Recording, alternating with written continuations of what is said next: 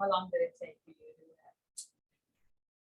Counting the 4 years of depression that I had, break it up with my ex, let's see, 8 years.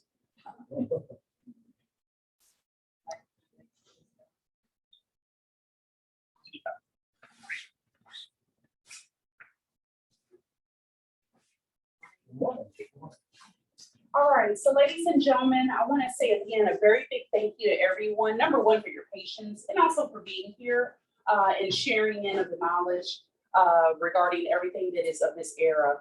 Right now is we're seeing technology that is already have been present within education, but now as we're seeing it totally change the landscape of education.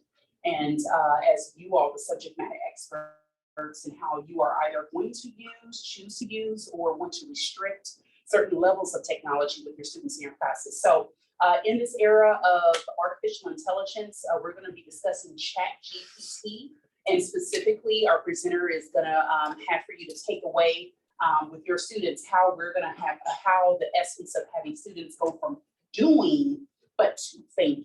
So that is the essence of today. The workshop is going to be about a little less than 2 hours, and then we'll also have lunch. You're welcome to stay for lunch or take lunch with you if you would like, okay? So if you want to point, I know you all were here yesterday, the majority of you all, but formally I want to introduce Bhavani Kola, who is a 22-year veteran in higher education.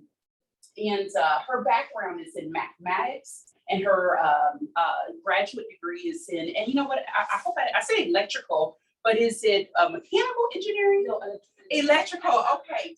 And please forgive me, because yesterday when I said electrical, I thought, I think it's mechanical, but I love just seeing women in the field of STEM. So she is going to be sharing with you what she has learned, her research, but also too what she has experienced with her and also her peers in working in Tarrant County University there in regard to ed tech.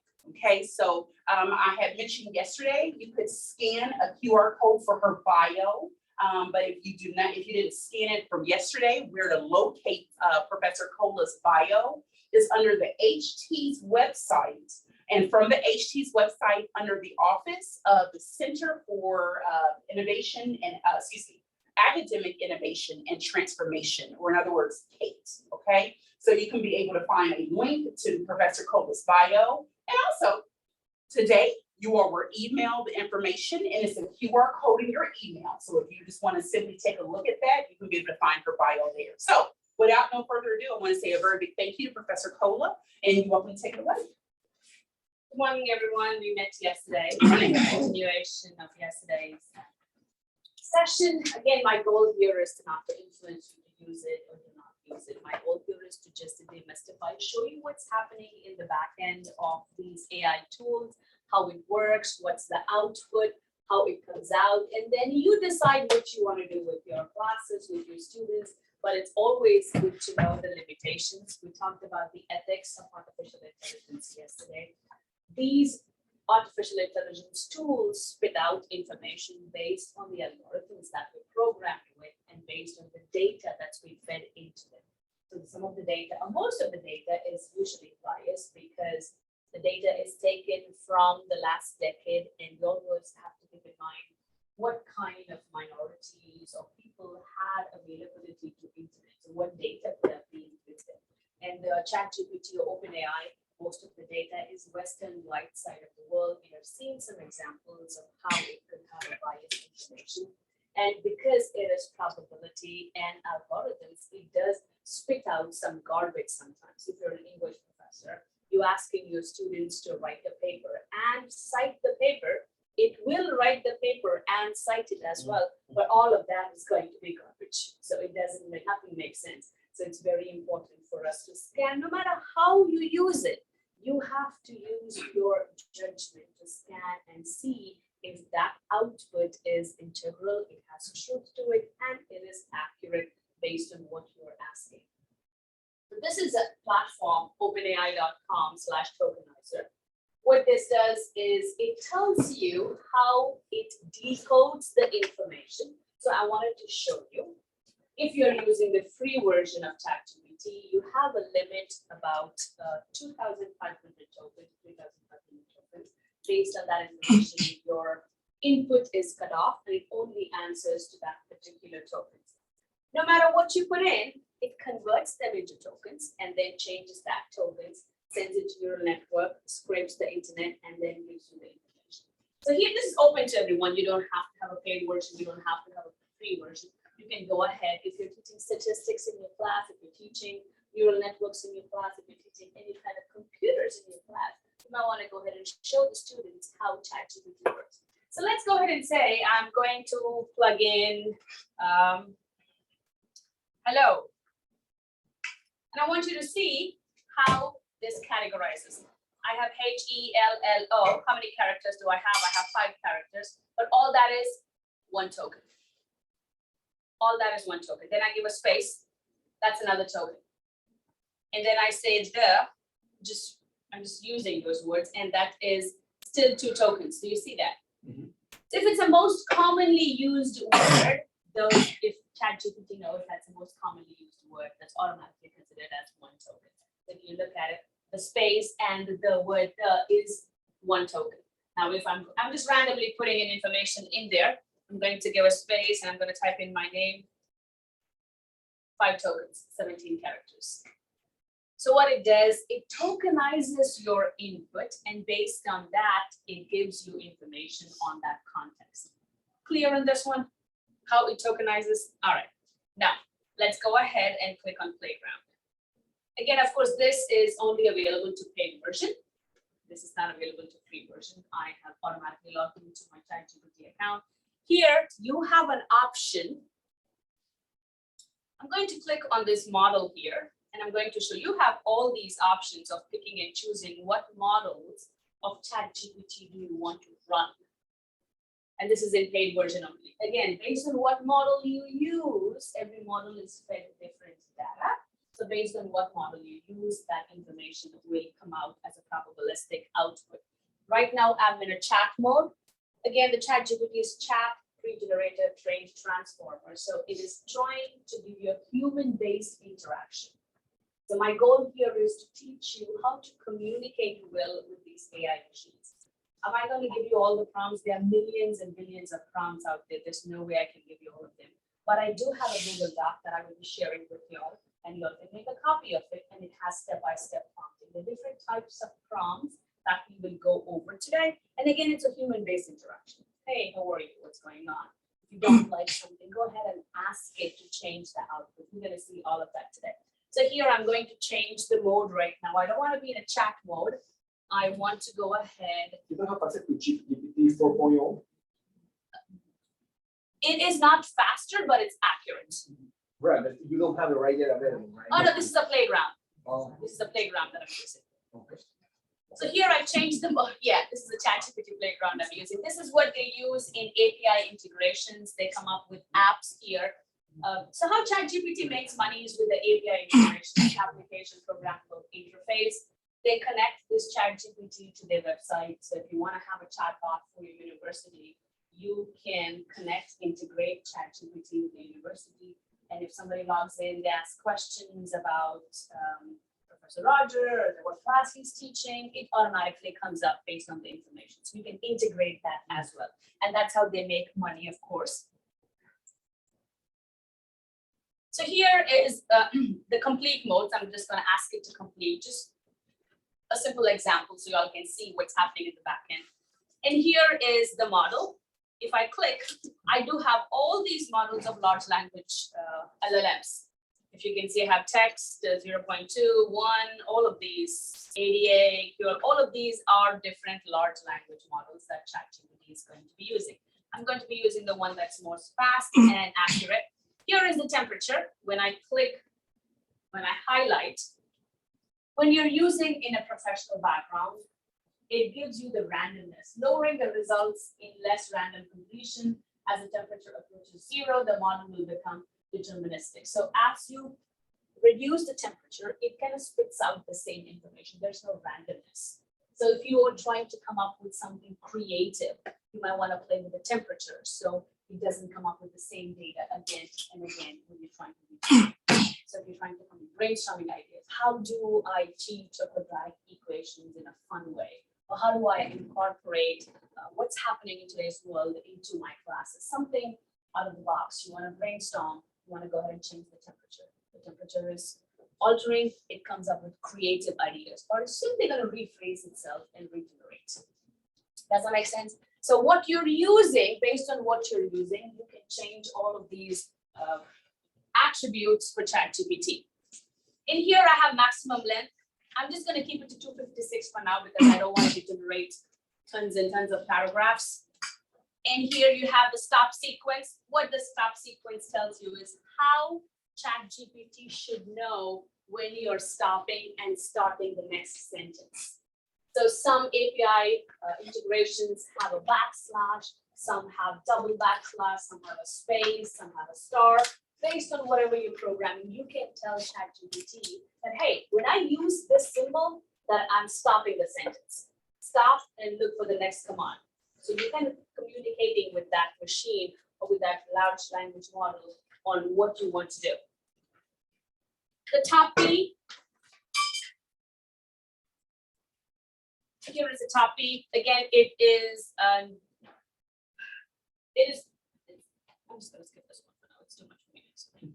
The frequency penalty is how often do you want the word to repeat? Do you want the word to repeat continuously when you're regenerating, or do you want it to come up with different words? So all of this is in there. You can play with this, but I don't think you can use this because it's not a paid version. But everybody can go in and see how it works. In here, I have best of. Again, it generates multiple completions. What I'm going to do right now is I'm going to go ahead and show full spectrum of probability. Let's just type something. And here, my mode is to complete it. So I'm going to say cat on. And I'm going to put, what do you think the answer is going to be? Map. Cat on that.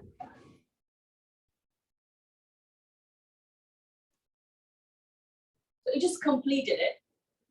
I'm going to show you different versions of it. It just completed everything. I have not even read that yet because my maximum length was 256. So it's just going to complete 256. If I reduce it, it's going to shorten it to whatever length it is. And you see each of them is colored. And what I'm going to do is I'm going to hover over it.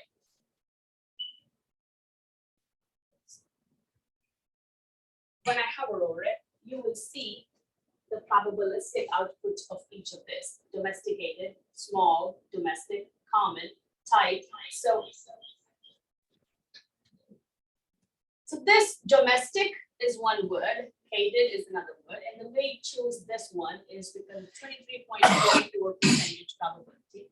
The word small is 18.48 probability. The word domestic is 10.49, common is 7.44. So this is telling you how many probabilities each word has and what it has randomly chosen for you.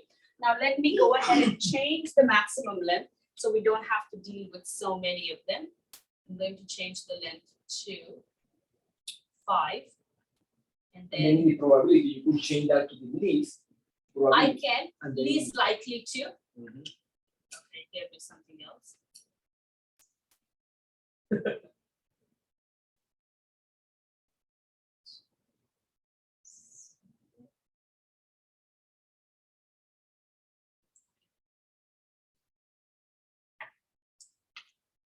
Cat is a domestic, and again,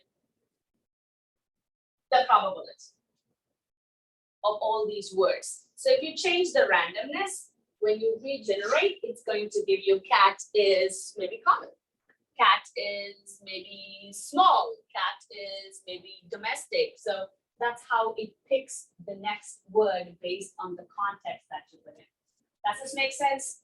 Now, if you put all of these, if you add all of these probabilities, and if you put them in a relay, and if you just try to spin, the way it comes up, it's very random. The way it comes up is very random.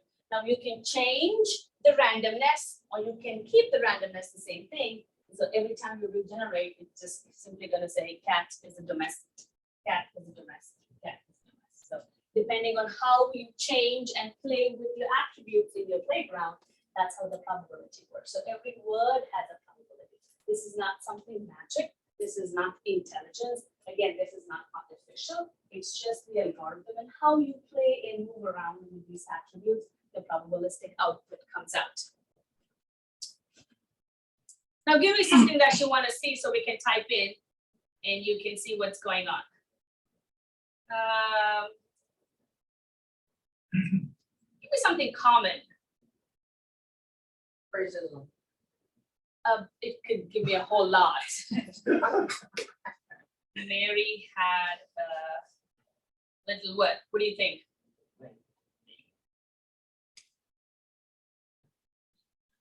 And when I click on it, lamb, 91.2 lamb, 4%. This is like a next line, and lambda 0.2 for Mary had a little lambda. I don't think that's the 0.24. So again, this is a probabilistic output that it uses to spit out information. With me, everybody? This is very fascinating for me because I teach math and statistics, and this is all we use every day. Yes, How sir. are the probabilities generated? Based on the data it's been fed. Based on what? On the data it's been fed. So these large, yes, it's seeing, absolutely, it's seeing a lots and lots of other people's information, the data that's been fed. And again, this is just not from one paper or from one website. It's a collection of millions and millions. Of So they data. change every time someone inputs them, the Yes, probability. that was based on how many people input it and how much change is in that data. Does that make sense? Because usually it's Mary had a little lamb. That's a common one. I don't think anybody would change that. Some things are generic, but if you're trying to give information and based on where they're taking the data from, also makes a difference. Oh, so the model, there's the version 3.1, version 3 of these models. We have a particular data set. So every model has its Every own- model has a separate data set. has its own data set. And they give you a different probability. And so the probability will always remain the same. Or because the data set is going to be fixed for the particular model. It's already public, but the new person coming to see something very other. So is the AI like a search engine where it's continually updating itself? It's not updating itself. Okay. It's just a large language model that they feed the data, run the algorithms, and based on what it has, it just spits out the information. But they're tuning their models and feeding more and more data. 3.5 is different, 4 is different. Okay. So 4 has more data. It has 3.5 has 175 billion parameters. 4 has trillion parameters. So it doesn't actively go onto the net and look for more information. No, it does not. Okay. This does not. This is just a box of information Okay. that it uses to generate. Okay. They are AI tools and large language models that integrate with the internet and give you information. But whereas ChatGPT, it only gives you information until September 2021. Okay. So anything above, you can integrate that with a web and then use that in concurrent to see what the new information is.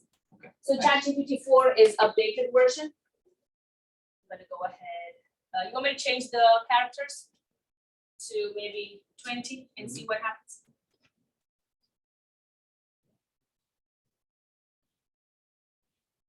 .72%. Let me take a picture of that. Next time somebody thinks I'm smart, I'm gonna say, actually. Chat- 90%. Give me that open. In here, you can see that each of this word has a probability too.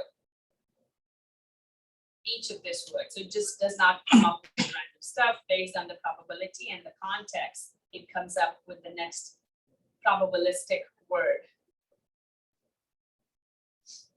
And it stopped at and because I only gave 20 characters the maximum length.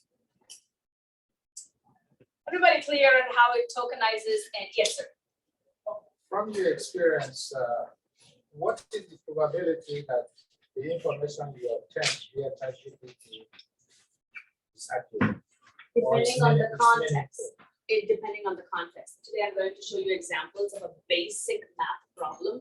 When you use ChatGPT 3.5, and 4 and how the answers were. It's a basic multiplication problem that you can use your calculator or you can use a pen and paper, but ChatGPT builds on that. Yeah. Based on what information and how you put it. It's context based, so I cannot give you a definite number of what information is right or wrong. And again, they do hallucinate a lot. They call it hallucination. I call it fabrication. It doesn't have a brain to hallucinate. It just spits out random information. So now let me go ahead and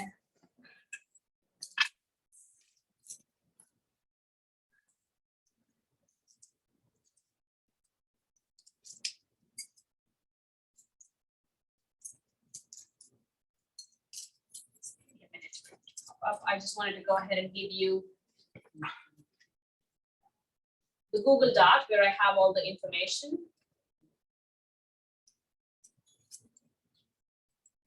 Okay.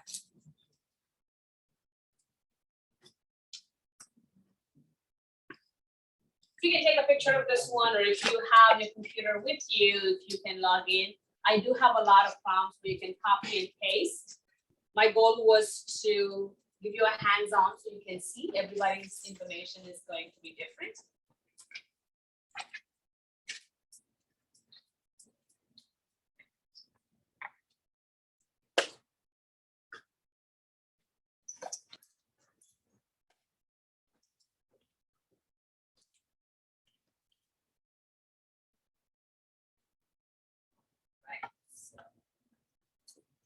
Bhavani Kola AI, capital A, capital I. Everything else is lowercase.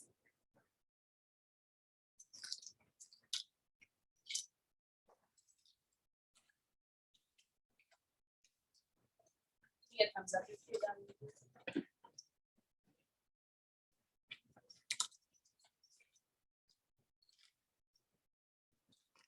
Roger, so you're still working on it? Are you still working on it? Are you done? Reverse. Okay. I got confused. Okay. I feel like that character. Squirrel, muskrat. Sorry, I thought it was. Yeah, I'm sorry, my bad. I know, right? It should say prompt engineering, right? Yes, it does say prompt engineering. Have you been able to look at that Microsoft Copilot? Yes, it is. It does use OpenAI. It does, okay. It does. It does use OpenAI, and it uses ChatGPT version 4. Okay. Yes. So this is what I have for you, ChatGPT. Again, my goal was to give you a hands-on experience. This is where you go, openai.com. You can go ahead, open up your new account, free account, absolutely free account. I'm going to go ahead and log into my ChatGPT account.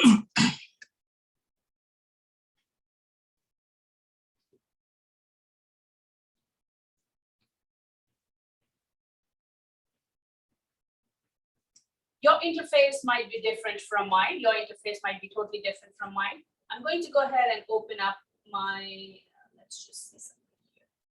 The first thing you want to do is your settings and beta version. As you can see, that's where you always start. If you do want your information to be shared, you can go ahead and uncheck all of these because they do use this information to make their models better. They do use this information to feed their models and train their models on this one. So I'm going to go ahead and clear my chat. I want to start all fresh now. I'm going to clear the chat. Say continue deletion. The chat is cleared. These are the better features. These will not be available to you. Is that what they say? Because I know that some companies, they want to restrict employees from using ChatGPT at work because they're afraid, as you say, right? Yeah. That it will be shared. Do you think that we could restrict that here? Not really, because OpenAI does not release how it works, how the large language models are trained. The proprietary data and the information is not shared. So is Google Bard. They don't share that information. So they will have these protocols until you're tech savvy. You go in the back end and see what's going on. I really don't know if this works, honestly. And here are your data controls. If you don't want your chat history or Your information to be used for trading, you can go ahead and uncheck that. For me, that's okay. I don't use any personal information or my student information. Again, if you're using ChatGPT, do not put in first names, last names, student information in there, because it does take all of that into consideration at any given time. So if you're using, make sure you generalize like student 1, student 2, or I'm asking for, and just put a name in there. We're going to see examples of how to make it generic. In here you have the shared links. You can actually start a ChatGPT query and share that. Let me show that to you as well. You can export your data and you can do all of that. So that's how it starts. This is your ChatGPT. I do have some plugin integrations. I do have some templates in these plugins. It's because I have some extensions in my Microsoft Edge, but you will not see any of these. You will not see any of these if you're using Chrome or if you're using Microsoft Edge. And on the top, you see I have 2 versions. Yes, ma'am. Well, I heard you say about you can export the data, but can you import data? Like let's say I wanted to write a poem, but in my style. So I input all of my poetry in there and say, hey, write me a poem like I write. Yes, you can. You can give it examples of how you write and ask ChatGPT to generate in your style. Wow. Yeah. But you have to give it, we're going to talk about that. You have to input a couple of examples so it can digest and kind of incorporate your style. But anybody else can do that too. Put your poetry style in there and produce a poem like you would. No, they can't. Not exactly. But that's why artists, right, they're in trouble, right? Because now anybody can be an artist. And again, that's where the copyright issue comes in as well, because I don't know which artist I copied. I don't have a specific artist. I cannot track that. Do you think eventually they will be able to track? Because I know that authors, right, they want to protect their copyright. They do. We don't have proper guardrails in US yet for digital content, digitally created content. And again, if you look into plagiarism and integrity, it says copying someone's, but it doesn't have any verbatim on generating it digitally. So Australian government is coming up with new rules and policies, and US AI task force is also working to make sure we do have a concrete AI plagiarism, because everybody can copy everyone's, and we will not differentiate between authors and artists. Okay, so now that said, let's go ahead and take a look at the prompt engineering 101 here. I am going to, can you all see that? Yes. Is this better? Yep. Okay, now, again, my goal here is to show you how to communicate with these machines, these large language models, just not ChatGPT. Maybe by the time I'm done with the session, there's a new large language model that's coming up, like Google Bard, Microsoft Bing. Do you see the difference here? Google comes up with Bard, Microsoft comes up with Bing. One is Twitter, X, one is Thread. So it's the same competition. There are the tech giants are fighting for how to get data from you. And again, based on the large language models. Microsoft Bing is absolutely free. Is this school Microsoft Outlook or Microsoft 365 school? Yeah. Then you do have the Bing option available for you. It uses GPT-4 version, not 3.5. But if your IT blocks that, then you cannot integrate Bing into your Outlook. But Microsoft Copilot is coming up where it is automatically embedded or baked into your Microsoft Word, Microsoft PowerPoint, everywhere. So when you start and when you ask it to do something, it will start with prompting you, what do you want me to do? So you cannot take that away. It's going to be embedded everywhere in Google Slides as well. So no matter what you open, you will have those AI machines asking you, how can I help you? What do you want me to do? You know. It is, but that's how they make money. So the first thing is text summarization. Okay, I'm just going to say, I don't know what's going on. I really want to have something really quick before I speak somewhere, or I just want to know how to summarize text. So all I'm going to do is copy and paste it. I'm going to go ahead. If you have your device, you can go ahead and do this with me. And I'm going to show you versions of 3.5 and 4. So I'm going to go ahead and paste this. I'm using my 3.5 version. And I'm going to say explain integration for me.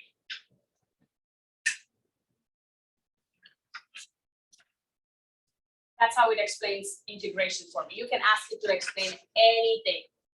Okay, Wow. that's a basic integration. So I'm going to start a new chat. So ChatGPT does have memory.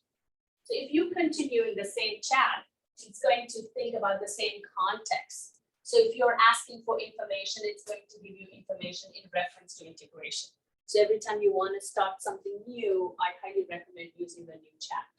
And once you have this chat here, you can go ahead. Yes, sir. Can you put on that chat for the previous response, can you add the citation? For this one? Yeah.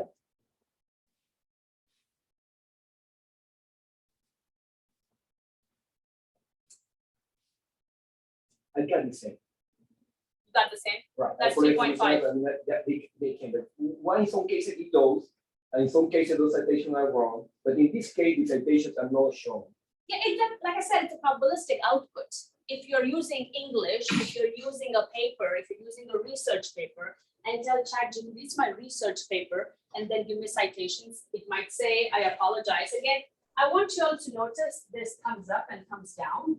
They take these feedback very seriously. This is a human feedback. They train their models based on the feedback. It was different before. Now, when I give a thumbs up or thumbs down, it's going to ask you, why do you think this response is not accurate? And they automatically train those machines. They reinforce the learning of the machines. This human feedback is definitely valid. And again, they're improving their systems. They're feeding their systems since September. ChatGPT was open to public in November, and we had about 1 million users in 2 months. So keep in mind, all those million users are constantly using it on everyday basis, and they're just feeding data into it. So it is training itself based on what they're asking and how they're asking. There was a statistical study, and majority of the ChatGPT users use it for admin work. Very less of them use it for research or something, the majority of that is admin work. And I get something really quick. Can you summarize it? Can you rephrase it? Do you have any reason? Well, I was gonna ask you to say explain love, like a larger concept that's not so easy to define. You can type in whatever you want. It's going to give you information based on that. Do you want me to try that? Yes. I'm going to go ahead and start a new chat. This is GPT-5. Let's go ahead and start a new chat here and try GPT-4. In here, it's going to tell you what model do you want to use. Is it the default? Do you want to use a code interpreter, or do you want to use a plugin? I don't have any plugins. For plugins, you need API integration. That means you're taking information from some other website and plugging it in here. If you're a math instructor, they have Desmos plugin, they have statistics plugin, they have Excel plugin. They have multiple plugins that make money while integrating with ChatGPT. But I'm just going to use a plain default model here. Before I forget, in the previous one, I can click on edit and I can rename my chat so I can share it with others. I can delete it. And here,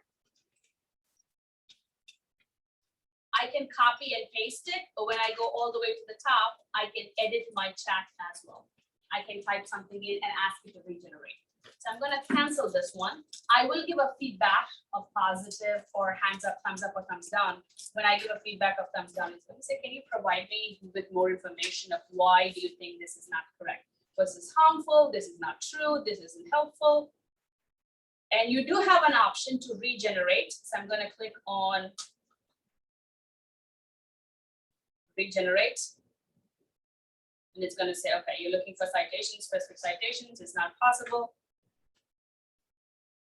So let's go to new chat. And I'm going to use ChatGPT 4. And what do you want me to try? What is love? Yeah, explain love. Nobody knows that. Like, how- In one paragraph, 2 paragraphs, 3 paragraphs. Going to break. Right. How do I win the lottery? Yeah.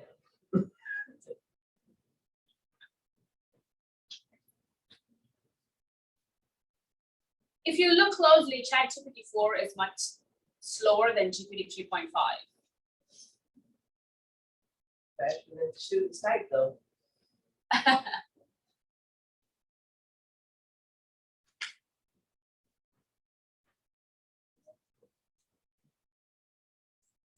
I'm gonna type the same thing in 3.5 and you'll see the difference between both of them.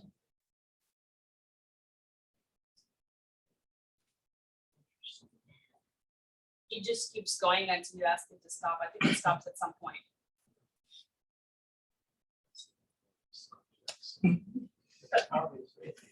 So the previous constraint character that you had before, 256 and 20, that doesn't apply here. No, this is GPT-4 and 3.5 are different. GPT 3.5 only lets me use 3,500. But the one that I showed you was a playground. So Right, playground. yeah, it's a That's why I'm playground. confused when you Yeah. say playground. Playground is just showing you how I can use those tools to customize my output. Okay, yes, I've never been in the playground. So Yeah. You can regenerate it and you can ask it to regenerate something. It's going to generate something new all together. That's ChatGPT 4. It tells you what model it's been using as well. And all you have to do is copy and paste it. Now, if you want to rephrase it, you can simply say, hey, rephrase the above, or put the above in bullet points, or put them in subheadings and sub-bullet points. It does everything. Remember, it's a communication between you and the machine. Whatever you want it to do, it cannot read your mind, but it can definitely read the input of the query that you put in. So being more specific and being more precise as to what you want. We're going to go ahead and look at 6 different steps that you need to know when you're inputting your prompt. So for text summarization, and this is information extraction. So let's just say I'm going to, this is, let me just go to your university and just pull something up. Why not?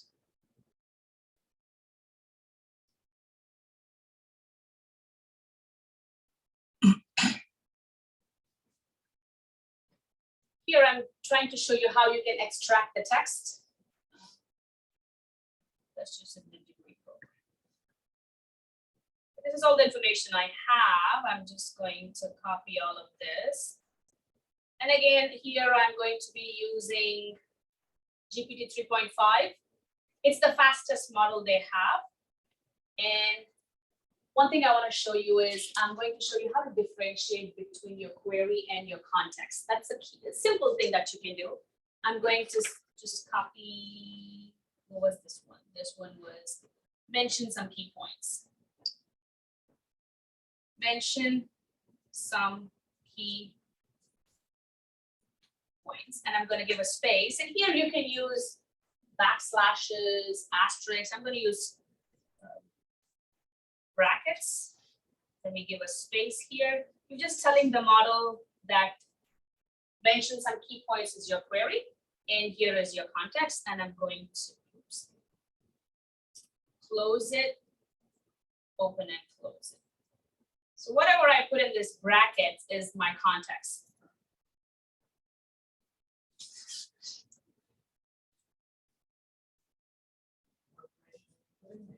You should put that in The in website? in less than 100 words. Less than 100 words, I can say summarize the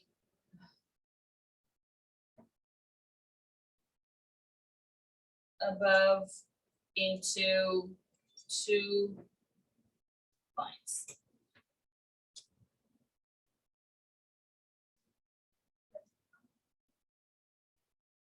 And I can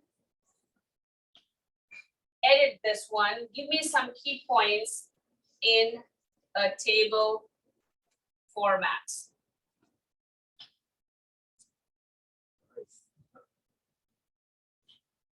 These are just some examples I'm showing you That's how all you the can students are getting use, in. yeah, how you can use this to mundane your everyday tasks. Summarize it, key points. Now this is just the beginning. I have tons more here. So How much is it?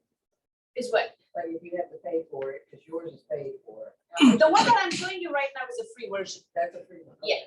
If I'm using a paid version, I will specify GPT-4. I don't think you're required to pay. I wouldn't recommend until unless you have tons of research and paper presentations, then you might want to use that. But Microsoft Bing is available to us. Yes, sir.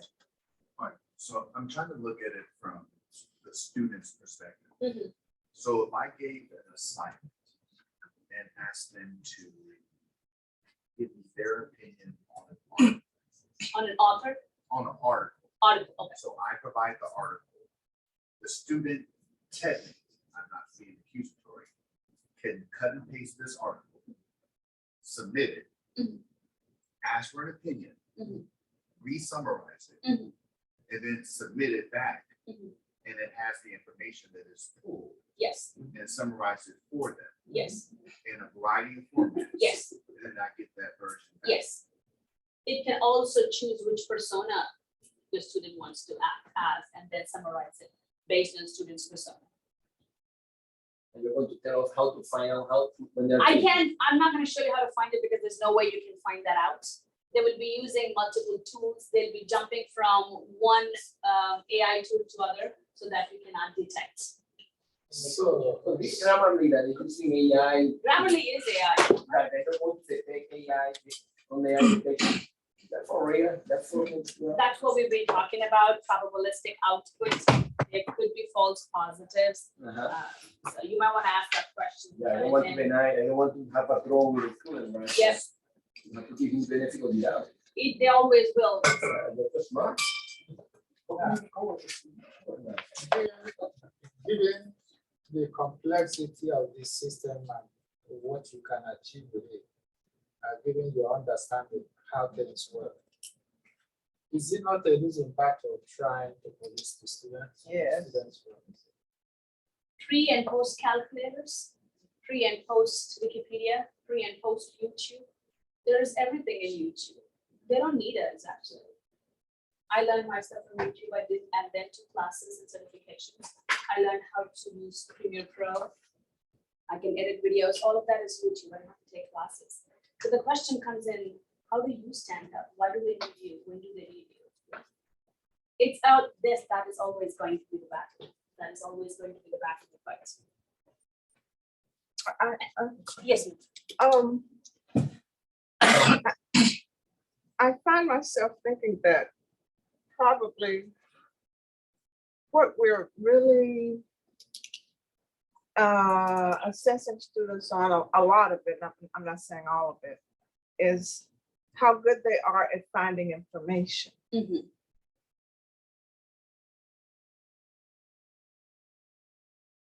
And interpreted once they found it. Well, that came up yesterday. When you ask them to interpret it, there are programs that can go And and interpret. and interpret it for them, and they can say, cut and paste and say, I interpreted it. So, And so far, I've had one student in one of my classes use some version of an AI to do some work, and he was just very, very bad at it. Most of the AIs at this point have that prompt built in of saying, like humans do. Mhm. And he completely just left that in there. Of course, we will have students like that who deserve an A. Yes. Yeah, so you just said something quite provocative, and I hope we talk more about it, maybe now or later on in your presentation, but you said they don't need us anymore. If that's what we think, because of all these tools. For me, when I teach my online classes, I do give them YouTube videos. I do give them Pearson videos. I do give them PowerPoints. I do give them solved out problems. But still, when I look at the statistics, students will watch me teaching the classes. Yeah. What I'm trying to say is, if you think they don't need us, they will cheat us. That's how it's going to be. But that personal connection, we can use these tools to augment what we are doing in mundane tasks, repetitive tasks, just to save us time. But what AI cannot replace is that personal relationship building with our students and knowing exactly where they are on that education journey. AI will tell all of this for my student, but he doesn't know what my student is or who my student is or where the student stands in that journey. So that's where we come in. And my take is just we need to focus more on building that relationship with our students so that they will like us and our subject that we teach. So don't you think it's more than just a relationship that we have to add? I mean, ChatGPT is trained on texts and it gives you the expertise of a lot of people that have written these texts, but our job as discipline experts is to go beyond what has already been stated by experts. But I also want to believe, and I may sound naive, I'm taking a similar position than the one you're taking. I may sound naive, but I want to believe the student, they will know that it is in their best interest to learn the material, right? If they may cheat, but if they cheat, the only person who are going to hurt is themselves, right?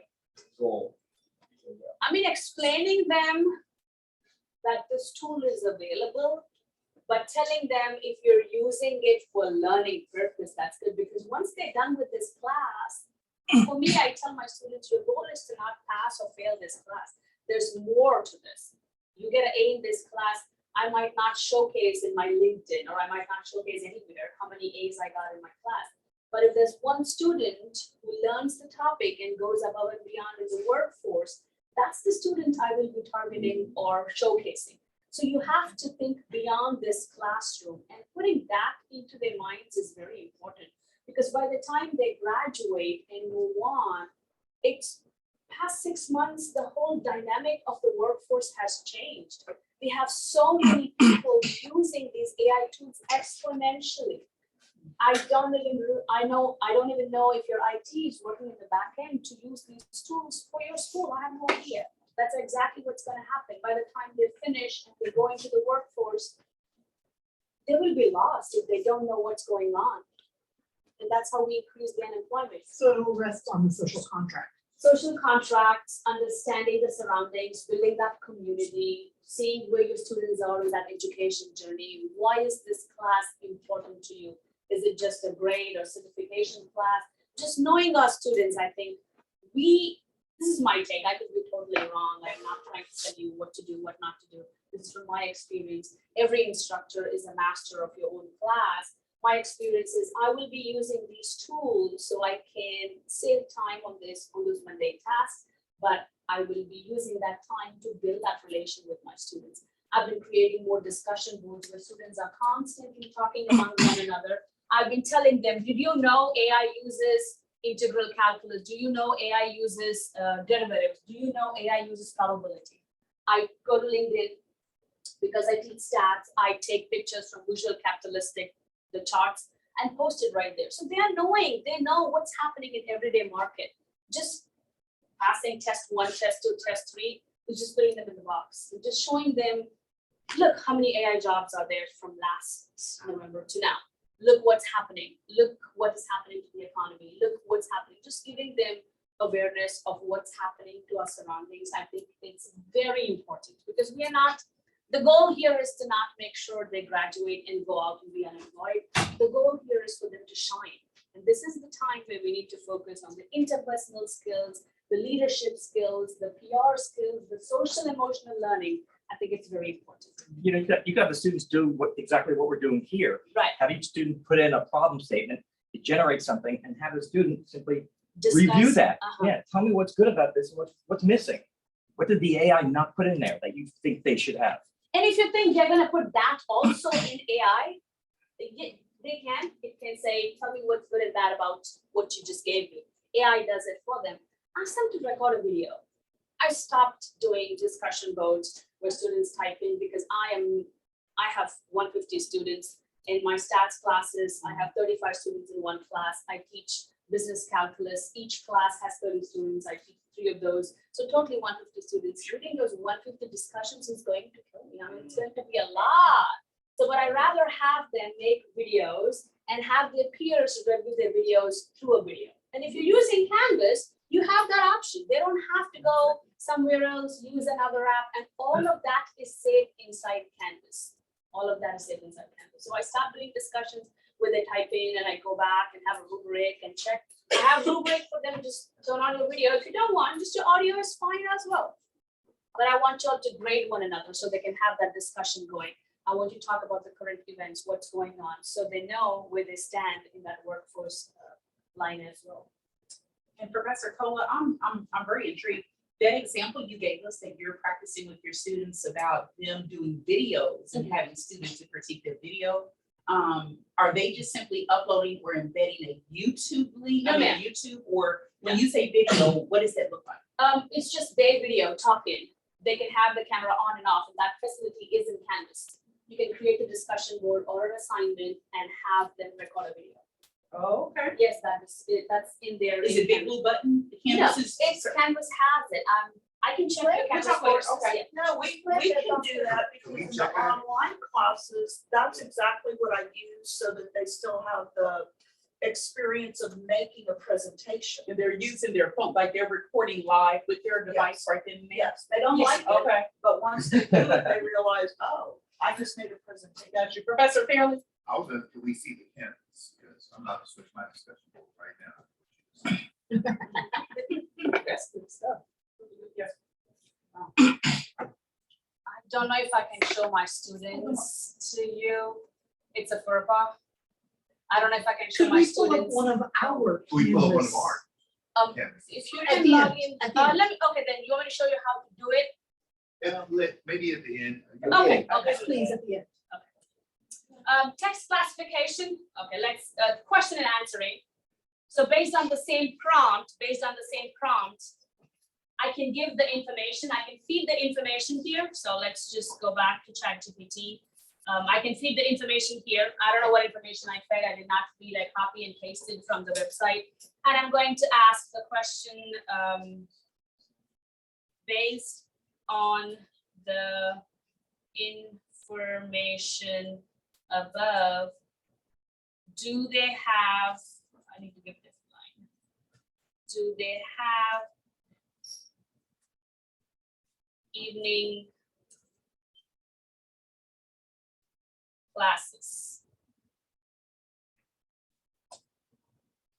So yes, they do have evening classes. So you can ask questions also based on the data that you fed.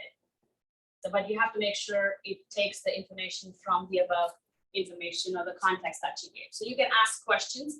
And here, the next prompt is, again, ChatGPT is, I can show you all the prompts, but if you don't play with it and you don't have that understanding of how it works, it is going to be different. So my suggestion would be play as much as you can and treat it as an interaction between both of you. Ask any question that you want based on the query that you have given it to answer. My observation and implication is take-home test, for example. I don't care what format is the test. And the student has access to ChatGPT. You expect the student to at least make 100 over 100. Depending on what type of questions they are as well, because if you just ask ChatGPT some questions, it might just spit out garbage, and that might not be what you're expecting. So But you can fine-tune the question. the student should have that knowledge of fine tuning it, and students should also have the knowledge of what the question is asking for. So if they're just blindly copying and pasting like a robot, then of course you're gonna have humans are not gonna do it. AI did it, or I cannot edit it. It just copy and paste it. But if they have that knowledge of prompt engineering or just knowing what the question is, They can rephrase. they the can question. rephrase, but they need to go one step above to know what it is, because I need to know what I'm asking. If I don't know the context, if I don't know the subject, I'm just, They have to know the context to be able to edit it into a format that makes sense. Because that was what I found with this particular student. It was, yeah, he was spitting out answers that used a lot of vocabulary words from the course. Wrong, completely wrong. And his answers made no sense because he didn't know enough to be able to edit them into a context that made sense. so here I'm using it as a classifier. So I just said this, I did not give it any information. I just said, use it as a classifier.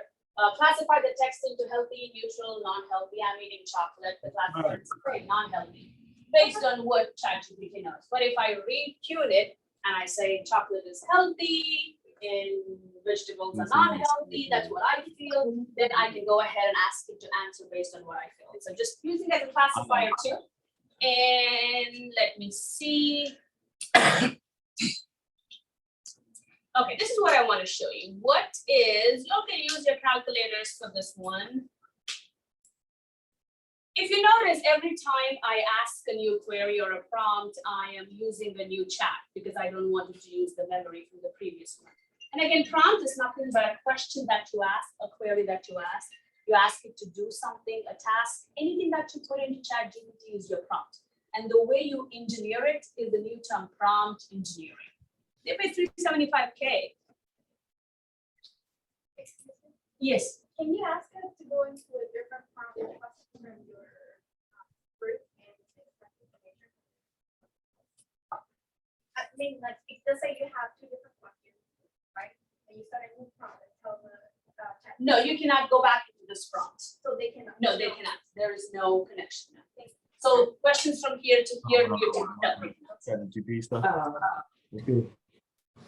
So I'm gonna say I'm gonna ask what is 903.9? This is ChatGPT 3.5, it's 8937, that's correct. I'm gonna ask it to regenerate. Oh, it is giving me the right answer. Let me, usually it does hallucinate today because I'm going to. I know you're lying. No. That hasn't been on. All chats. Mhm. Just give me 1 second if it's slow sometimes.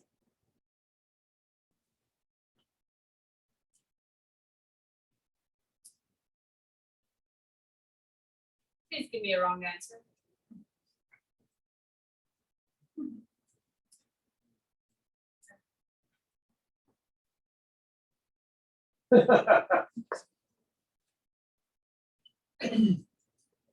Okay, it is giving me a right answer. So for some reason it's working, but usually when you ask ChatGPT to give a regular multiplication or something very simple, it does generate random output. When I tried it last night, it was giving me various different answers. Of course, it had to fail today, but it does generate. So it's very important. My goal here was to show you how it hallucinates and how it spits out garbage, but it made me look like a fool. So when did that happen? Probability. When I say regenerate, it's just gonna randomly put something out there. Let me I try get the one last time. impression So it's not that doing the calculation. It does, but in a different way. It just randomly does whatever it wants to do. it Somebody- can't give you an integral if you put in a function, It can, but you should know how to type it in, yes. but it probably will be wrong. GPT-4 is going to be right, not 3.5. Yes, sir. Remember when you cut and pasted the information from the adult degree? Mhm. Is there like, and you use the brackets? Mhm. How long could that information be? 3,500 characters is what GPT 3.5 lets you use. And then at the end, you ask for a 250 word summation, I think at one point. No, I just said summarize, but you can ask it for a precise count, word count, or paragraphs, or bullet points, or table format. Is there a limit? Like what is, for example, if I'm thinking, so if I gave an assignment, again, I'm trying to look from a student perspective. So Dr. and I were discussing the fact that it seemed like a couple of students in the summer, the work seemed to go up like levels above what it was the whole semester. Say that. So if we ask for for example, could it provide a 3-page paper? ChatGPT, let's try.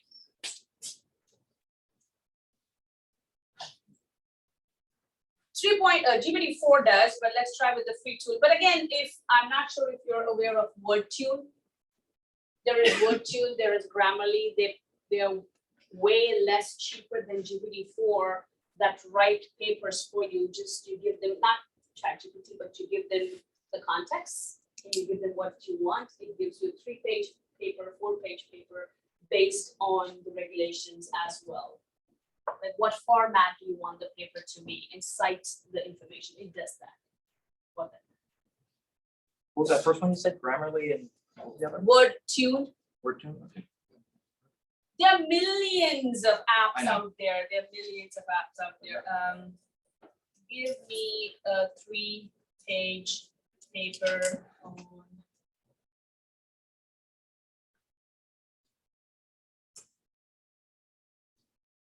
Wow.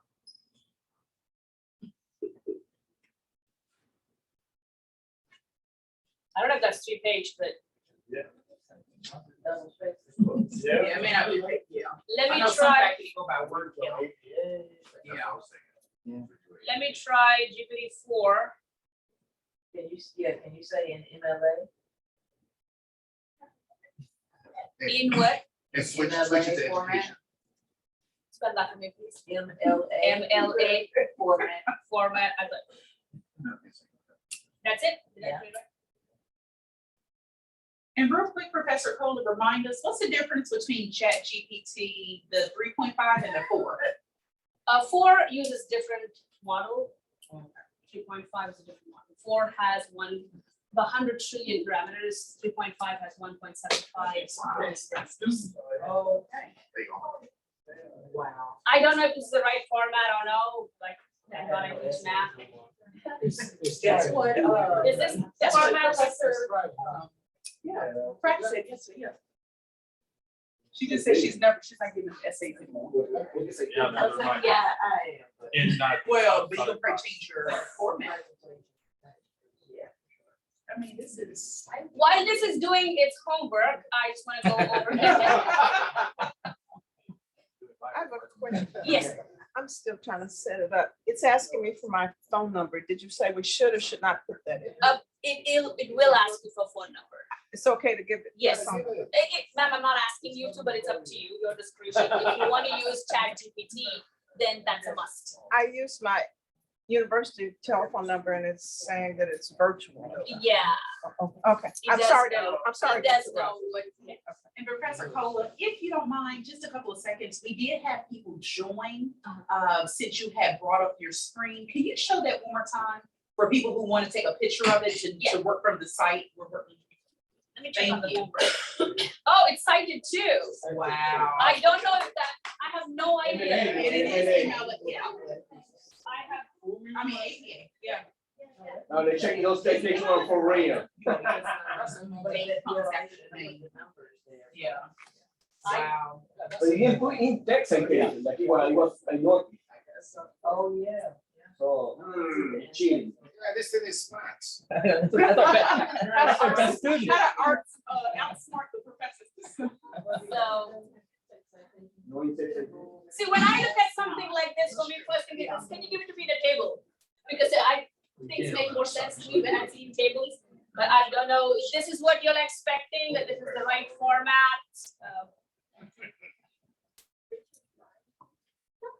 Now, can it pull the information from a particular book? If you have web access, yes. GPT-4 web access, yes. I teach statistics also. And so, this summer, all my students made A's and B's. Uh-huh. So I became very suspicious. And so I started playing around with this.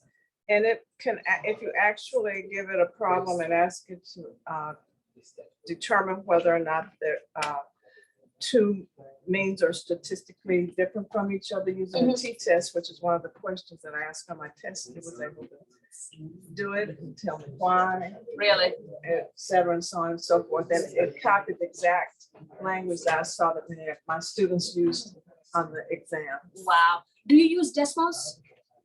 Yes. So some of the math teachers. No, I didn't. In No, that because case. what I'm doing is because of these new tools, I'm using more simulations in my classroom. Okay, So okay, I embed the Desmos calculator okay, and I asked it to move the bars left and right okay. and then give me the answer. Okay, Yeah, no, yeah. I didn't in that case. Yeah. And with Desmos, you can turn off some of the Yes, functionality. yes. I only embed what's needed. And I Yeah. say, just move that, take a picture, put it so I can see that you moved and I know what you're doing. Because if you're learning stats and if you don't know what's your rejection and what's Yes, your yes. probability, what's your alpha, Right. there's no point. Yeah, So. yeah. And I also make videos, like I walk into a grocery store and it's a type 1, type 2 error. The chicken is in the freezer, the temperature is down. What do you think, type 1 or type 2? I want them to think, and they can't type the whole thing in there. So, Okay. yeah. We have to get smarter. It's a challenge for us too. Yeah. Yeah. So now I'm starting to read all the textbook examples to see where I can enact them. Okay. It's not gonna help you. Yeah, we talked about balancing mastery orientation versus. All right, so the next one is, again, these are different types of prompting techniques. The first technique is zero shot prompt. There are so many techniques, and probably by the time we end this session, there's a new technique that's going to come up. Zero shot prompt is just a single line question that you ask ChatGPT without giving any reference or examples. Again, all of this information is in this document. You can just copy and paste everything. You can copy and paste everything. So here it says, compose a message to a parent requesting a meeting to discuss the child's disruptive behavior. Sometimes it's hard to communicate with parents. Sometimes it's hard to communicate with students. You can just ask it to give you a generic idea. And you can also specify the tone. Be very polite, or be professional, or be friendly, or just be sarcastic, or just be funny, depending on how you want what the student did in class. This is again examples. I'm gonna scroll up. I find it really intriguing to see that a computer can know emotion. Yeah. When you say, tell the computer to be polite or be a certain, whatever, the tone. The tone. That's. Yes, That's yes. why we're here, right? The human being is here, and actually we're delegating that task to the computer, right? That's a good point. If you ask ChatGPT, how are you feeling today? It does give you some random answer, but I know it doesn't feel nothing. Yeah. So it's just based on the context. When you use the word polite, it just picks up the context polite I know and changes the words, rephrasing that connect to polite.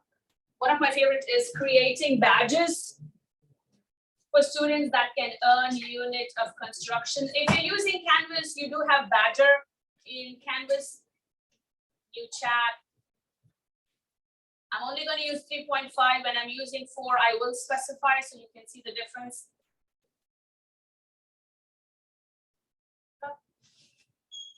Unit circle, I can specify 10 badges, 11 badges, and if my students are done with this one, if I'm teaching a trigonometry class, I can have my modules based on these badges. You can have your modules based on whatever course you're teaching. You can use Badger to give those badges to your students. I don't know how the university has integrated with them, but if you're teaching stats class and you want to integrate badges in your class, you can do that as well. Twitter, X does have some good videos on how they use statistical data to track people, especially during COVID. I can share those with you.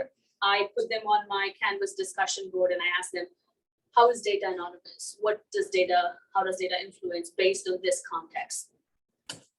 Professor Kola, could you go to I think it was number 2 or 3 on the week, 1 week lesson plan? Oh, okay. Develop a 1 week unit for Yes. teaching high school? Yes. You want me to do that? Yes, please. Okay. And again, when it comes to lesson plans, I'm going to show you all different variations of this one. This is lesson plan. 1 week lesson plan. I would highly recommend giving in how long is your class. I know you're nodding your head the other way. It's just doing everything for you. How long is your class? Do you want to do in-class activities? Say, give me in-class activities. The first 5 minutes is my assignments. The last 5 minutes is to go over the topics. If you can specify all of that, it will create a personalized list for you. So a 1 week lesson plan. Let's edit this one here. You can edit 1 week unit planning for teaching high school students about French Revolution. Let's see. The class is 60 minutes long, and I need some time for in-class activities. I take attendance and I drink coffee. I don't know.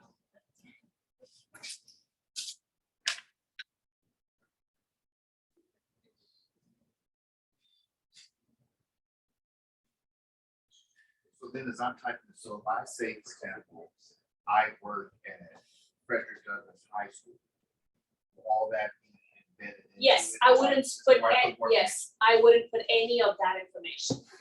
Yeah, I would just put like, I drink coffee, I try to play Kahoot games, I have 5 minutes for my attendance, with specifications, your locations, your name, any attributes that it can take, I wouldn't do that. I wouldn't do that. High school students by itself tells them that you're a high school. If you're working for a minority school, just tell them this is where the background of my students are. My students are less interested. My students are tired. Just giving them those specifications, this will give you ideas on how you can work with your students. And I do have students who have some requirements in my classes, and if I fail to teach them, I do ask ChatGPT. I do have a student, how can I teach quadratics in a different way so that my student understands? The student has test anxiety, the student has homework anxiety, the student has math anxiety. What can I do? Yeah. So as I get more information, then it accommodates what I input. Yes. So I could say my students are slow starters, Yes. half the class arrives a little bit later Late. than start time. I could have coffee first thing in the morning. Yes. I like to end with a PowerPoint presentation. Yes, you can also ask it to change this to a PowerPoint presentation. Have you downloaded PowerPoint? Yes, without loading PowerPoint. So let me just, while we are here, that was advanced prompting, but I don't know how much time we have, so let me just show this to you. I'm going to say, use the information above and change it to bullet, change it to slides with bullet points and sub bullet points. All right.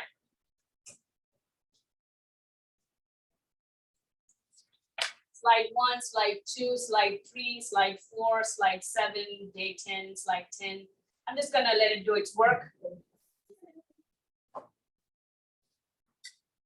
And then, now what do? I don't know how should I copy and paste it? So I'm going to ask it, can you change it to VBA code so I can copy and paste in PowerPoint? You know, you might say, what is VBA code? I don't know. I'm gonna ask it to tell me what VBA code is and how should I copy and paste it. But what is it doing? It's told you about that. And sorry, but it can't, yeah, something like that. Okay, so let me try one more time. Can you change the above to VBA code? Yeah. Okay, so this is just, it just gave me one slide. Let me regenerate so I can get a couple of slides. This is 3.5 again, so it does hallucinate sometimes.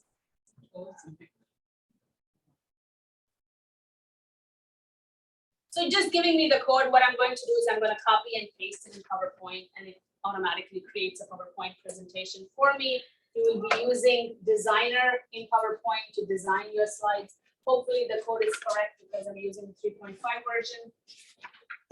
And if you don't know how to do it, you can ask, how can I copy and paste it in PowerPoint? Oh, it did tell me. Press Alt F11, open VBA editor. So I'm just going to copy the code and wish me luck here. I'm going to open a new presentation. Going to the developer tab, going to macros, Visual Basics. I'm going to insert a module and I'm going to paste it. And I'm going to run the module. All right, come on.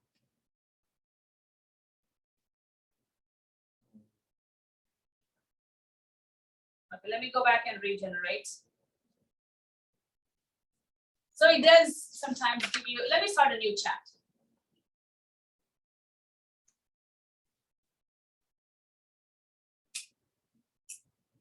Create a VBA code for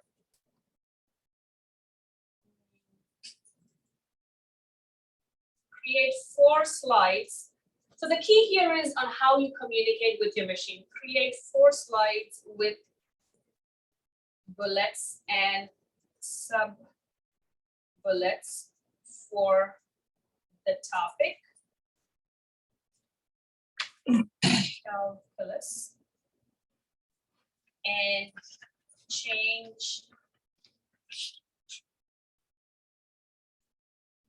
me the output in the form of a VBA. Hopefully this is going to work.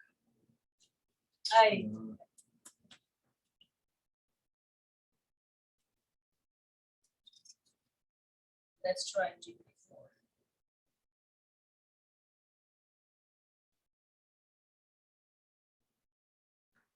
Mhm.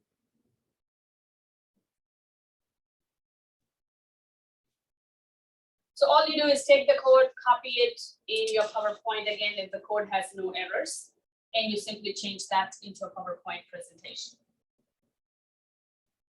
So GPT-4 does take some time, but it does give you better information based on the language model that it's using.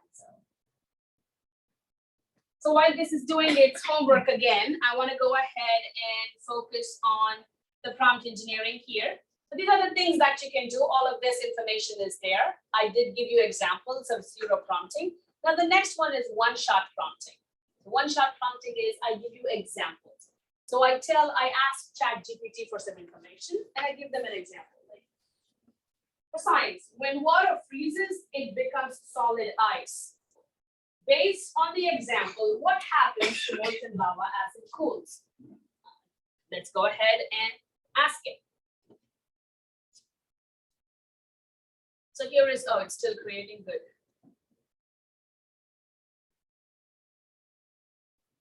Just give it a minute. It's also telling me what to do, how to copy, how to paste into a PowerPoint presentation. I'm going to copy the code. I will open a blank presentation. I don't want to run it on the same code. I'm going to Developer tab, Visual Basic. Oh, let me close this one.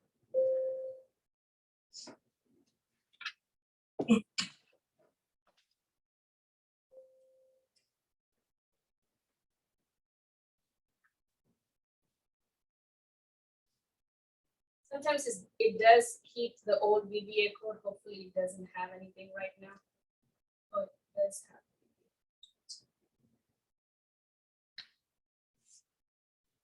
Let me.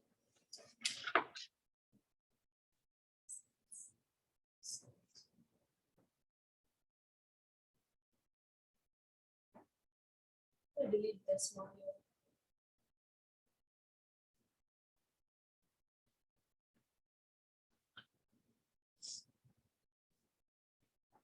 This will run. There you go. Introduction to calculus, differentiation. Again, this is just the basic information that I gave. It automatically changes that into your PowerPoint presentation. Just take the information, copy and paste it in VBA code. You don't know how to do it, ask ChatGPT, what do I do now? It will tell you what to do step by step. Okay, so that's for that. VBA code. I'm just going to close this one. I'm going to open my GPT here. What I'm trying to show you here is how can you ask ChatGPT to format the answers for you. This is one-shot prompting. You give an example and a prompt. I'm going to copy. New chat. And again, this is 3.5 that I'm using. I will delete the word prompt. And you see how it gave me the answer in a whole paragraph? And I'm going to copy the same thing in GPT-4 and I'm going to show you the difference.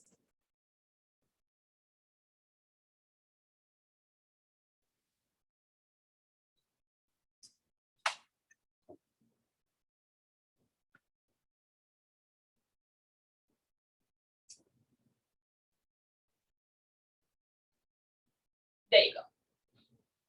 But in GPT-3, it gives you a whole different sentence and you can ask, or can you summarize the above into one line? Oh. So you can ask it to do whatever you want it to do. So the next one, that's one-shot prompting. I do have examples of one-shot prompting here in art, in literature. So this is few-shot prompting. Few-shot prompting is where you give them more than, yes, I'm sorry. Yeah, I just, I don't know, have any of you used visual basic before? Yeah, so when I was in college, just a million years ago, we spent like half a semester learning visual basic. And it's absolutely amazing that half a semester, for us, just now with 4 slides, it can be used for other Microsoft stuff. So you can use it to create complicated, well, somewhat complicated software within Excel to do a bunch of stuff. So my question to you is, can I ask it to change it to HTML? Yes, you can. I'm gonna show you all of that. Python, yes. Oh my God. Yes, right. Yeah, but the difference between you and me is you know the foundation. So what just happened was there was a debug in the system and I have no idea. I closed it and reopened it. So Right, there's but obviously, still, yes, it would take some time, so it's changing, it can translate to coding. yes, it does. It's crazy. Yes, you can, I'm gonna show you how to change that to HTML, how to use that in your Canvas courses as well. But again, there's a difference between you and me because you know the foundations and I don't. So it's just copying and pasting. So keep that in mind. Yeah. So here's few short prompting is examples. Let's try math patterns. This is, you have science examples. Here I'm giving you multiple examples. Camels have hump to store fat, blah, blah, blah. Polar bears have. How might birds that live in rainforest be adapted to this environment? So if you want ChatGPT to answer in a format, just like an interactive chat-based, you can give them a couple of examples and keep typing your questions. Your answers will be in that format. Your answers will be in that format. So let's just say, let's do one example here. What model do you want to use, 3.5 or 4? New Which chat one's- every which single version's free? 3. I'm going to take up the word prompt.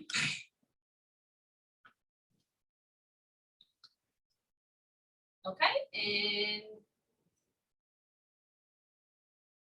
I'm going to press enter. That's 2.5.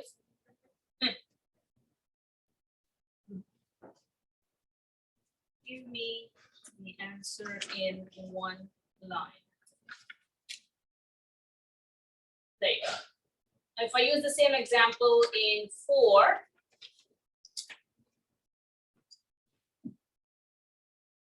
again, I'm trying to show you the difference between the language models, the data that they use, the interpretation, and how accurate they are based on what you ask.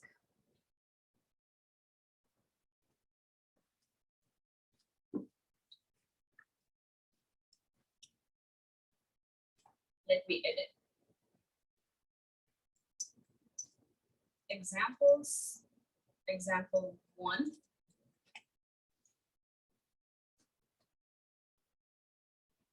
Example 2.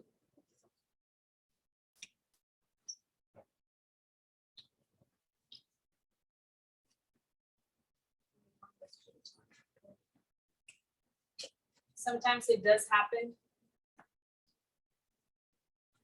There you go.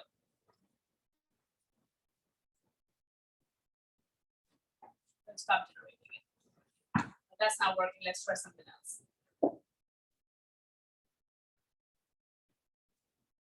The next prompt is chain of thoughts. The next prompt is chain of thoughts. It's very important, especially if you're in a math class and trying to, I never use ChatGPT to generate questions for me. I only ask it to give me ideas. This is my friend for brainstorming how to teach my classes and how to make my classes more interactive and fun. Here is a standard prompt. It says Roger has 5 tennis balls. Now if I plug this in ChatGPT, don't be surprised if I get the right answer because it does happen. Roger has 5 tennis balls. He buys 2 more cans of tennis balls. Each can have 3 tennis balls. How many tennis balls does he have now? The answer is 11. And of course, that's the answer is 27, he says.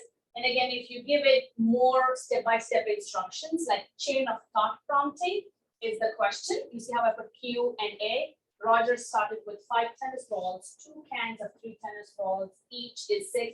So I'm giving ChatGPT the process to do that problem, and then I'm asking my question. So it can mimic that process, and it just does not randomly pick whatever it wants. Does that make sense? That is your chain of thought. You tell ChatGPT how it should think and how it should process and how it should do that job. So that is called chain of prompting. There's much more in-depth to chain of prompting, but I just put pictures in here because everybody teaches different topic. So Yes. without being told, you cannot generate its own formula to solve the problem. You can what, sir? Without being told. Uh-huh. You cannot generate its own. It formula. will, of course, it's going to give you, but it's going to give you random answers. But if you tell specifically what it should do, then you can be accurate that the answer is correct. If I ask it to use quadratic formula and solve, it will give me answers, but they will be right sometimes, they will be wrong sometimes. So being more specific, if you're using 3.5, if you're using 4, you don't have to. 4 does it for you. And again, some of the examples, the strategies is ask the model to adopt a persona. When I start with my prompts, I say, you are an experienced mathematician. So that as soon as I say that, ChatGPT knows that it has to think as a mathematician. Okay. And then I say, include details in your query to get more relevant answers. I want you to give me step-by-step instructions on how to teach a 60-minute class with examples and time for in-class activities. Detailed instruction. Use delimiters to clearly indicate. So I put 1, you're an expert mathematician.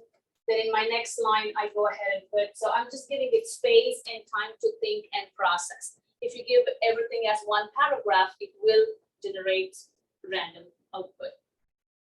If you have any steps that it has to complete, go ahead and type that in. Give me step-by-step instructions. Specify the desired length. I want the output in 2 paragraphs, or I want the output as a table format. All of this is there for you in the document. You just have to copy it. And I will provide examples if needed. So lesson planning, this is one of the examples. Help me design a lesson plan for water cycle of a 5th grade and assist in creating lessons for Shakespeare's Romeo and Juliet. If you can use it for grade calculation. Of course, we have Canvas, you don't have to do that. You can ask for attendance tracking. You can ask for homework ideas. You can also specify that students are using AI tools to cheat. How do I come up with assignments or discussion boards that they will not be able to use AI? I have a question. Yes. When you, a few minutes ago, you were talking about how you could ask it to think like a mathematician. I think that was the example. So I thought about something that you said yesterday. So if you asked it to interpret this particular problem based upon someone from a particular racial, ethnic, cultural group, will it be able to do that? Yes. Okay. But will that be correct? I don't know. Okay. Yeah. Yes. I have tried that and I get really biased answers sometimes. Oh, she said she tried that and she gets really racist bias. I have a thing on species. I'm a biology teacher. On species, and some of the assignments we do have to do with race and ethnicity. And yeah, no, I tried, and the students can't use it because it gives you either it pulls from different places. So sometimes they're very racist answers. Sometimes they actually understand. So Yeah, no, they can't use it. So that's one of those things like that. Yeah. So something you said yesterday, I'm still puzzled about when you talked about bias, racial, ethnic bias. I didn't quite get what you were saying in terms of ChatGPT. I'm talking in terms of a large language model. When I spoke yesterday, I was talking to AI as a concept itself, not just one model of large language model. So when I was talking yesterday, I specified that majority of the data that was fed into these large language models was 70, I'm not going to give you percentage, was from the white male side of the world. And that's why when we have those mortgage prediction algorithms, they were biased towards minorities. Okay. Because we don't have a lot of credit history data documented for minorities. So that's why she's getting racist and biased answers. Yeah. But again, that generate- depending on what model. Yeah, it's not all the time. It's kind of Not all the, that's exactly what I'm saying. It's not all the time, depending on what context and where it's pulling its information from, there could be some derogatory language in there. And again, OpenAI uses human labor to tag all of these, so. Can we get an example of some cultural bias? I teach math, we all have to give me examples. Anything in psychology, you're going to run the risk of, if it's pulling from foundational ideas of psychology, and if it's giving you a lot of stuff that's, say, based on Freud, well, yeah, it's gonna be seriously sexist and seriously racist and seriously victim blaming. Because a lot of his ideas were, and we've come a long way from there now. But the foundational ideas were very, very biased. And if that's the information that it's spouting at us, that's what we get. I think the example you gave yesterday was racial disparities in health. Yes. And you're saying that that is not a part of the database that it pulls from. When you're talking about disparities in women and mortality rates due to when giving birth, infant mortality rates, that data is not embedded in the database that this is pulling from. So it won't give Every you. large language model has a different database. We are just using it to generate stuff. And the model that they use to predict maybe the health issues was a different model, different algorithm, different data. That's health-based data only. They wouldn't have this one. So every model or every predictive model has different data based on what the purpose is. If my purpose is to just generate stuff, then I just randomly put everything in there. If my purpose is to just check if a patient needs extra care or no, I don't need any other information about English or math. I just need information about patients. So depending on what data you feed into the model, that's what you get. But those models are different from what we are talking right now. But at some point, for each one of those data sets that Yes. is being used, some human Yes, is making choices about which data Absolutely. is included. And absolutely. if that human is biased, the data set is biased. It did happen in Amazon a long time ago. The resumes were just rejected based on your gender, your race, because that's how the algorithm was. But then they found out that was wrong and they had to go back and reprogram the algorithm all of it together. So here I'm going to show you, it's again, I don't want to use GPT-4. You can just create a CSV file, randomly put in something. This is just to create a CSV file. This is just information, different data. Again, when I put these examples, I put these examples from various webinars, classes that I took. So this is just information. It says, can you provide me, and this is an unstructured data, and it's just giving me a structured data. Now what you can do is simply copy and paste it into wherever you want it. CSS code. Let me see, it can give you Python code also. Just ask for it. It's going to give you Python code also. So now let's move on to the next one here. It says extract keywords from the block of text. I'm just going to copy the prompt here and I'm going to paste it. And every time I type a new prompt, I am using a new chat. It's just giving me the keywords. So how can I use this? If you have an email, a thread of emails, and there's too many emails for you to read without any specifications, if you can copy and paste and have it give you the keywords of what's happening in the email, it can do that for you. Or you can also, let's just say you are in a leadership position and you have to create a professional development for your students or for your staff based on the sort of emails that you have. You can copy and paste and ask it to come up with ideas for a 60-minute professional development, for a half-a-day professional development based on what you teach, where you are, and what you do. So you can use ChatGPT for brainstorming. And that's what I want you all to learn today. Just use it on how you can brainstorm so you can augment yourself. If you think about it as a cheating tool, of course they're going to cheat, but we need to know what we can do to enhance our professional skills so that we can teach them better. I find that those prompt engineers, they're making like 400,000 a year. Much more. And this is what the document that is going to make us a tool engineer, right? Yeah. Meeting notes, you will be provided with meeting notes. This is just an example. You're just summarizing the entire meeting. Maybe you're taking notes from what I'm saying today and you want to share that with your colleagues. You can just type in your notes, copy and paste your notes, and you can change them into PowerPoint presentations. You can change them into a one-page document. You can change them into keywords. You can summarize them. Again, this is just a random OpenAI examples that I copied. I'm just going to copy the whole thing.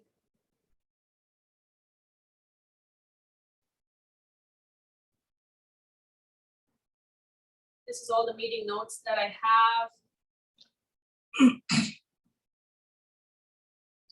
going to copy it. I'm going to use a new chat. I'm going to paste it. I know that we can upload a file and then ChatGPT can do the analysis and all the work, right? That is going to be GPT-4. Can I upload a recording? Just put a recording Video? meeting. Video recording? It can be a video, it can be just No, a transcript. a transcript, right? Yes. And then can you do the, Yes. the meeting? Yes. Before, it was able to pull information from YouTube. If you give a YouTube link and ask it to summarize, it would do that for you. But they changed the policies. It's not pulling information from the web anymore. So you can ask it to go ahead, copy the entire transcript, paste it, and ask it to summarize what they were talking in that. That doesn't mean you shouldn't attend meetings, but I'm just saying.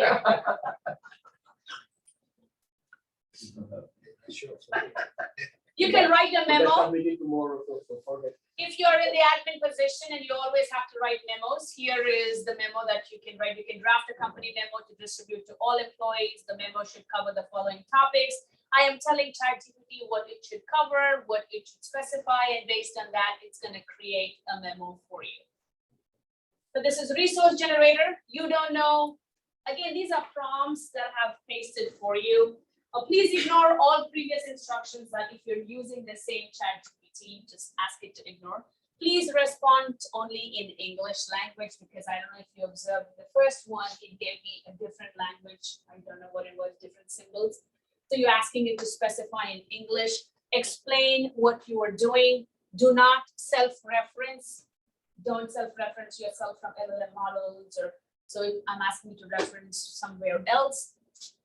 You are a teacher, please suggest some tools or resources to help me create interactive presentations for my insert your audience if it's a higher ed class, higher ed students, if you're having students with math anxiety or English anxiety or test anxiety, you're not interested students, disruptive students, go ahead, place them there.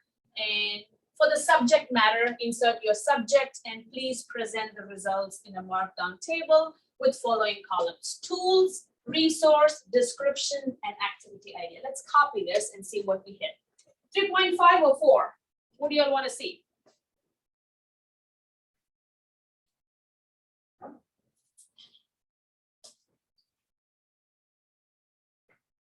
3.5? Okay, what kind of students am I having? Maybe higher ed?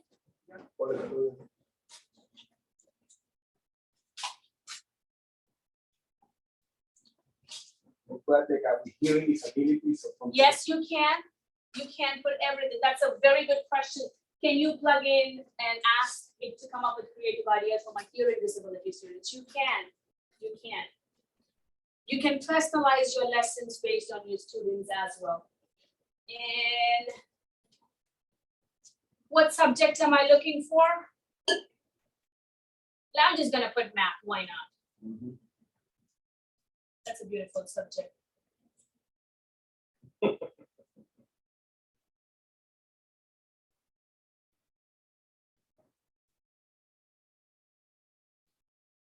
There you go. You have Desmos, you have, this is all I use. I use GeoGebra, I use Desmos, I do use PowerPoint. There is Mentimeter, I don't use Prezi, Google Slides, I don't use that. There's Edpuzzle and there's Flipgrid.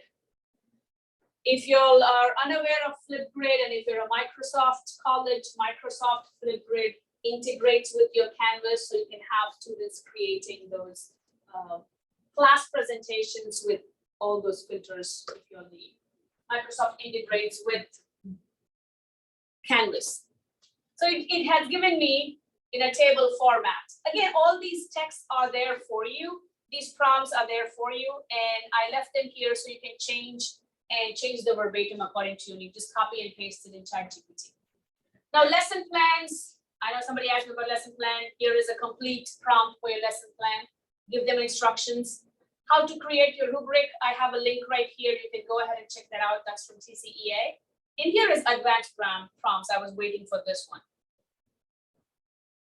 You can create crossword puzzles, act as a crossword puzzle maker, and give me a few words with clue. Let me show you examples of how you can change your prompt and customize the output based on what you need. If you're teaching sociology, psychology, I don't do crosswords in math. I think that's too much work for me. I'm opening the new chat here, and I'm just going to paste act as a crossword puzzle maker, give me a few examples with clues. I'm just going to paste this one. He's just randomly giving me something, right? I didn't specify what I want. I didn't specify what I need. I didn't specify how I want it. But in my next one, I am going to go ahead. Please act as a subject matter expert.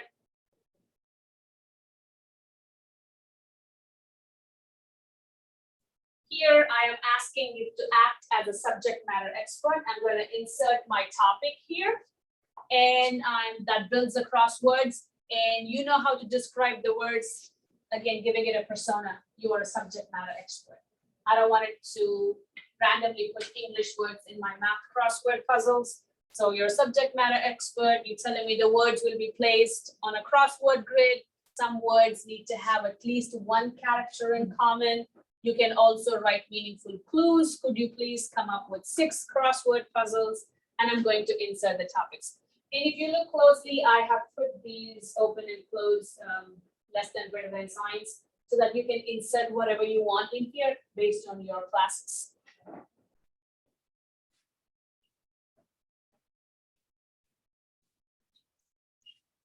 I'm going to go ahead. How are we running on time? Subject matter expert for calculus. And where are my audience? Did I specify my audience? Okay, insert your audience for, I'm going to say 8th graders.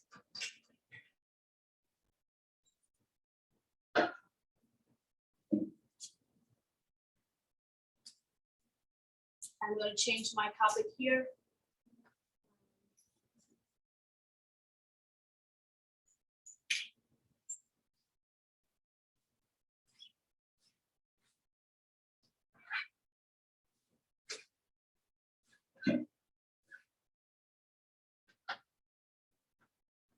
It gave me a crossword puzzle.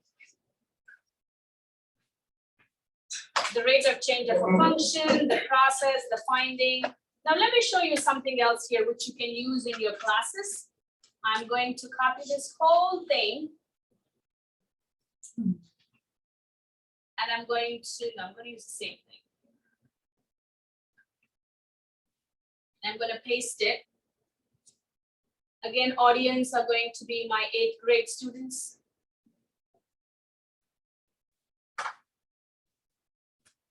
I'm just going to make it simple. My topic is going to be math.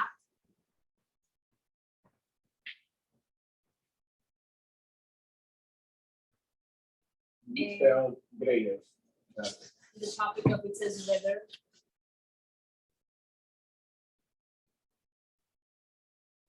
Topic of math.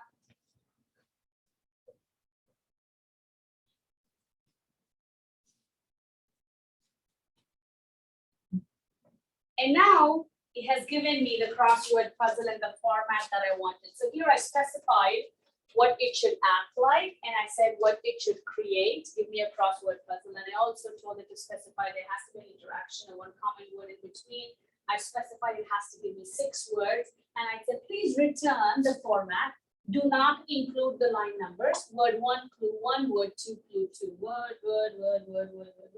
And now I'm going to copy and paste it. I left a link in your document here. I left a link here. Where is the link? Okay. Copy it. Thank you. Right, we can use it. Yes. What's the point of me showing and you not? This is, you can create the crossword for this education.com. I'm going to go ahead. I told it not to give me Numbers. the numbers, but it did. It just doesn't listen. Just give me a minute, it's coming up.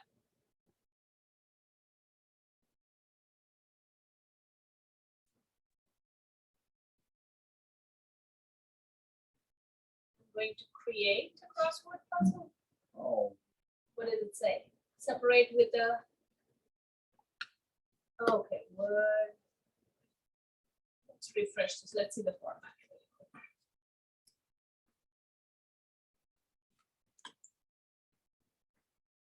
I have to be a comma. It has to be a comma. Okay, let's do that. I can ask ChatGPT to do that, but because I'm using 3.5 model, I am worried. I'm just gonna do 2 so y'all can see. I don't want to take up too much time. Create. There you go. It does create the worksheet for me. So when I open the worksheet, did it create anything or not? Yes, it did. Can y'all see the worksheet? Yeah. Yes. Yeah, Okay. that's it. So it does create the worksheet for you. So I put the link and the code. Let me regenerate here really quick. You want to pay any fee, right? No, you don't have to. It's still giving me in Or you checking account? No, you don't have to pay anything. I only give you free. You can create math worksheets. You can create as many worksheets as you want. You can create feedback. This is the one I wanted to show you. So this is a feedback. This is an essay from my student. Thank God I don't put too much. Please act as an English high school teacher and mark the student essay that includes below with triple backticks on climate change. Please return the feedback in the following formats: spelling errors, what are the spelling errors? Any grammar mistakes, and the feedback. Give the learner feedback on how to improve the essay. The feedback should be appropriate for a year 10 student. This is the essay from the student. I'm going to scroll up, give you a minute to read. There are spelling mistakes in there, and that's intentional. So if you're grading multiple essays, instead of copying and pasting, you can just say ChatGPT that I'm going to include these backticks or 3 stars or spaces, and I'm going to put the essay in there, and I want you to grade it for me. So I'm going to copy the whole thing.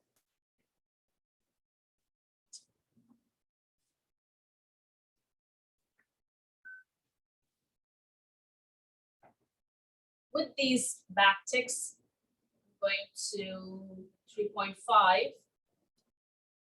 and I'm going to paste it here.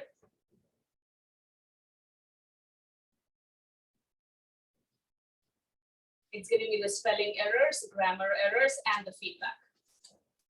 Okay, so I asked it to give me the feedback. Now, as a student, I know that my instructor is, before I go to the next prompt, if you're using ChatGPT to grade, which I would not suggest, but if you are, then I highly recommend putting that in your syllabus, having a verbatim in your syllabus.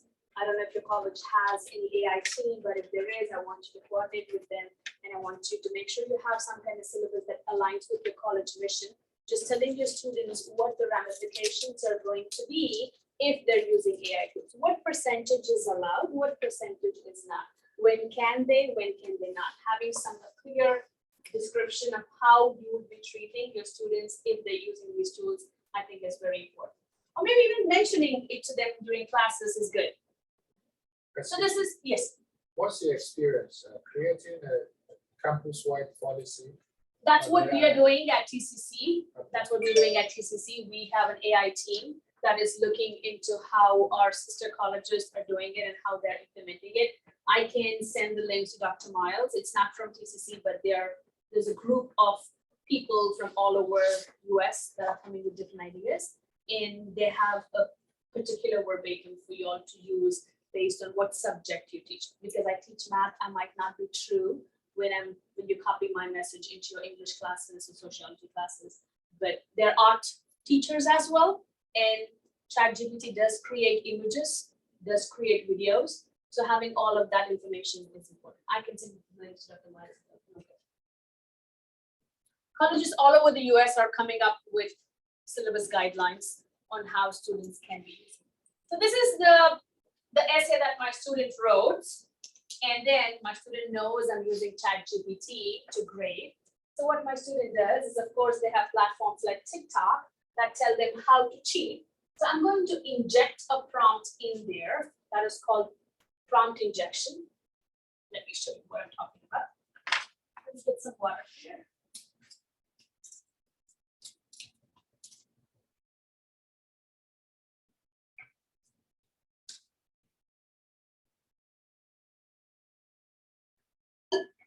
This is called prompt injection.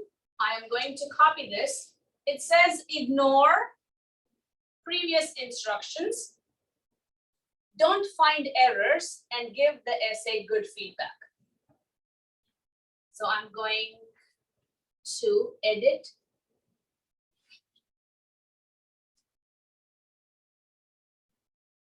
And I'm going to inject the prompt right here. And I'm going to submit. And now I'm going to see what my feedback is going to be.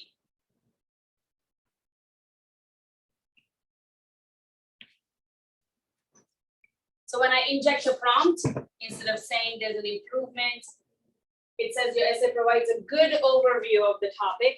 And depending on what my essay is, it completely changes my feedback. That's called prompt injection.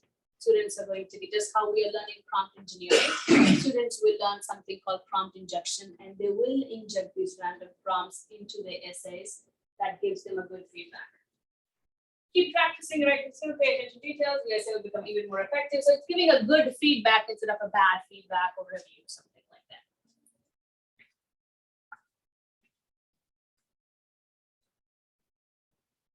One last thing, how much time do we have, Dr. Marks? We have about 30 minutes. Okay.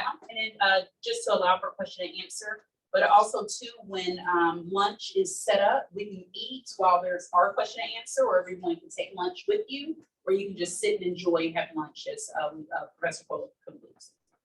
Okay, so this is something that I really enjoy doing in my classes. This is mind maps. Again, I give you the prompt and the link for you to play. So I'm going to ChatGPT, simply copy the prompt. You don't have to edit anything other than the subject that you're using. Let's see, mind maps, did I specify? Derivatives, yes. So derivatives for high school math, the prompt says, please act as a mathematics subject expert. And I'm asking it to give me a code for mind map. And it does give me a code for mind map. I will copy the code.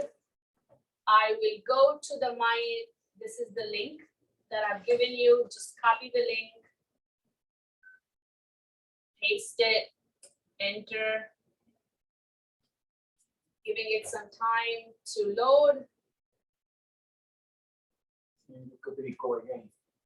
Yeah, no, yeah, but I think I have my notepad open. Just give me 1 second here.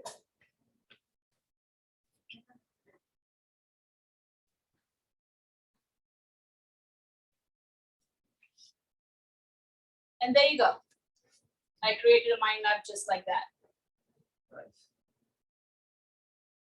Depending on if you're teaching history, maybe you can use these mind maps in history, but this is the derivatives. I can change, I can play around, see derivative rules, chain rules, exponential rules, power rules, constant, multiply, basic derivatives, quotient, so they can see how it relates. Teaching them something different from generic or old school sometimes exposes them to different critical thinking ideas.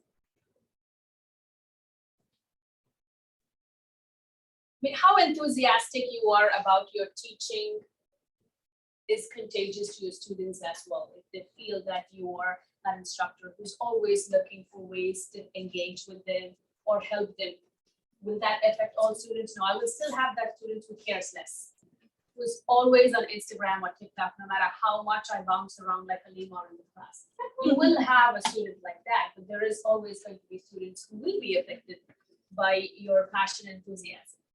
This is HTML coding, the one that you were asking. It says, act as a front-end web developer, design a searchable glossary onto a HTML. And I'm going to give a format, start with HTML, close with HTML, put the output in code editor so I can copy and paste. So I'm going to click on ChatGPT, open up a new, if you're teaching computer science, that's my HTML code.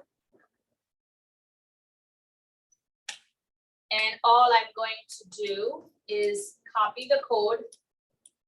I'm going to open my notepad. Do I have a notepad here? I should, right? Yeah, I'm going to open my notepad. I'm going to paste my code here. And I'm going to save this as a HTML file. Save it on my desktop.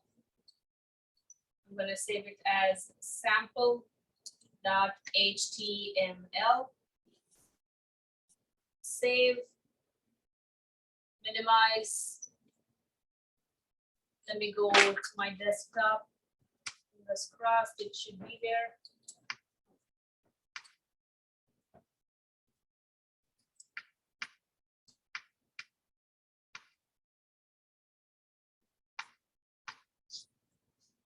Okay, it's not here. Sample.html.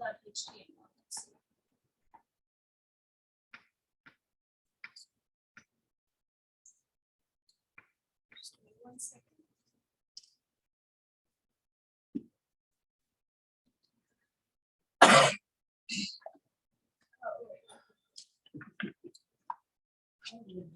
Yeah.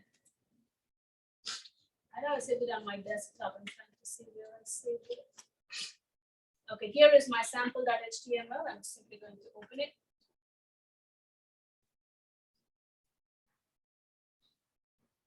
There you go. It created a glossary for me with all the information that I asked it to create just by entering the prompt. So when I asked ChatGPT to create an HTML page for me with the glossary for derivatives, it gave me an HTML code. I copied the code and pasted it into Notepad, saved it as HTML, and opened it, and here's what I have. If your canvas allows you to embed HTML, you can simply copy and paste that into your canvas HTML editor, and you will get all of this in your canvas pages. If I don't know what capabilities you have in your canvas. All right, let's see. Let me see if I have any more of examples that I'm really wanting to do. Collaborating, this is something that I really enjoy. Let's say you've been to one professional development and your colleague has been to other professional development. You all can come together with the notes and collaborate and have like a summarized document for your professional development or keywords for professional development. And based on your professional development notes, maybe you can create another session for your colleagues as well. So collaborating, if you really quickly have to present on what you learned over the conference, you can ask ChatGPT, hey, can you create a 3-minute oral presentation for me? These are my notes. It can do that for you. If you were, okay, very good.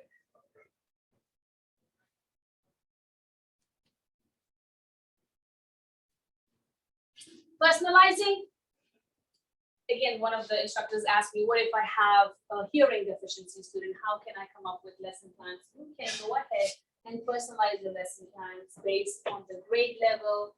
If you teach high school, Texas TEKS, and tell them that my student has test anxiety, math anxiety, how can I personalize that lesson just for that student or a bunch of students? If you're teaching 30 students, you can put 20 of my students are this, 5 of my students have test anxiety. Customizing your prompt. This is like an example of how you need to customize your prompt. All of this information is up there. You can copy and paste it. You can copy it to the verbatim or change it based on your personal needs and enter it, and it does give you information up there. Yes, sir. So let's say I'm using the personalizing for, I say I have a class of 12 students, the 2 of them have accommodations that they require, and list what it is. Okay.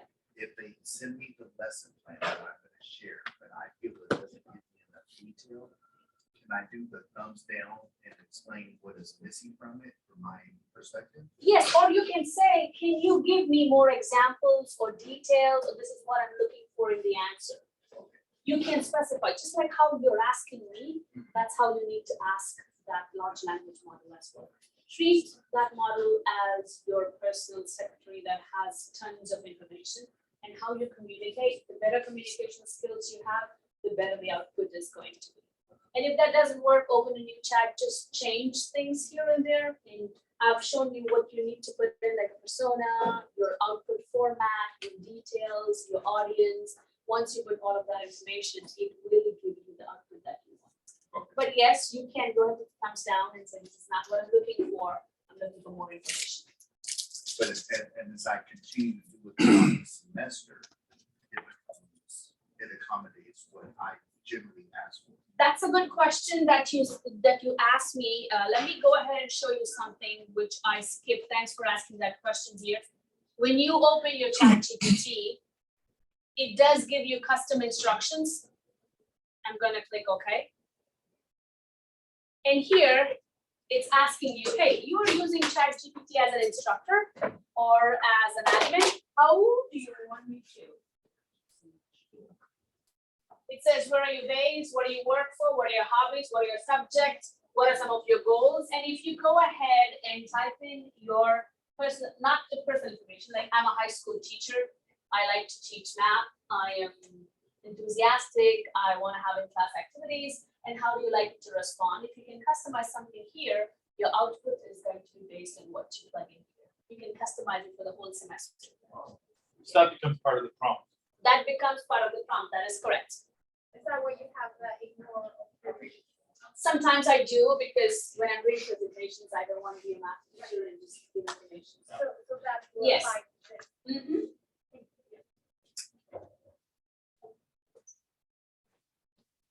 So you can go ahead and customize this for your class or your semester needs as well. All right, let's see. So this is what I have. You have your planning. This is the 6 strategies to get better results. Always ask the model to adapt the persona. You can customize that in your customs. You're a professor who teaches history, and you want to always have references to history when it's giving you the answers. You can have delimiters. You can give them spaces, stars, bracket, just so that you can differentiate between the text. And always specify your audience. If you have any examples, go ahead, plug in those examples and ask ChatGPT, what format do you want the answers to come out as? That's all I have. And again, this document is going to be a live document. If I find something new, I will keep updating this document and share this with everybody. If I find something new, I will put that information and the link so y'all can go ahead and play with it and see what you can adopt to your classes. Yes. We're a general Q&A, right? Yes. So I'm trying to get a handle on our roles as experts, educators, in light of all of this AI stuff. And it influences how we teach too, the way we think about our roles as educators. But it seems to me that for disciplines where things are pretty straightforward and settled and automated, and for sure that what you're doing is trying to get better ways of teaching with ChatGPT. Yes, sir. But then when your discipline gets like pretty nebulous and sometimes controversial, yes, and not so settled, then you have a chance of actually expanding on the known, what's known about the discipline. Yeah. right. Creating new ways of looking at your topic. Now that could be quantum physics where you're trying to figure out how many dimensions there are. Are there 6, 12, or whatever? That's a controversial issue. It's not settled. So you can actually take a perspective, taking into account everything that you find through ChatGPT. But if you're teaching algebra, right, you're not going to create new equations. Absolutely. Right? You're not going to be doing that. So what you're doing teaching is you're trying to develop a better way to explain, I don't know, the quadratic equation or something like that. So, but how does that work? So I'm in the humanities, and very few of our topics are settled. You know, there are different perspectives, and you have to count for biases and things. So, I mean, how does that relate to your teaching in math? I mean, how do you see yourself as a creator of new ideas about math, or using ChatGPT, or more helping students understand it better? I mean, help me out. What are the functions we have as educators right now, the big picture? The first thing I would like to say is what ChatGPT or these large language models do is they kind of synthesize interdisciplinary learning. Maybe they will open up more doors that we have not thought about before. Having conversations between your faculty or your colleagues to see how they think or what they think, and how you as a discipline can come up with techniques or ways of using this. That could be one way of doing it. When I use these tools personally in my classroom, I always look for, I specify I'm teaching an online class, coming up with creative ideas of discussions. And I'm going to say, what are the new trends in quadratic equations? Recently I took a class on how integral calculus and differentiation are used in large language models.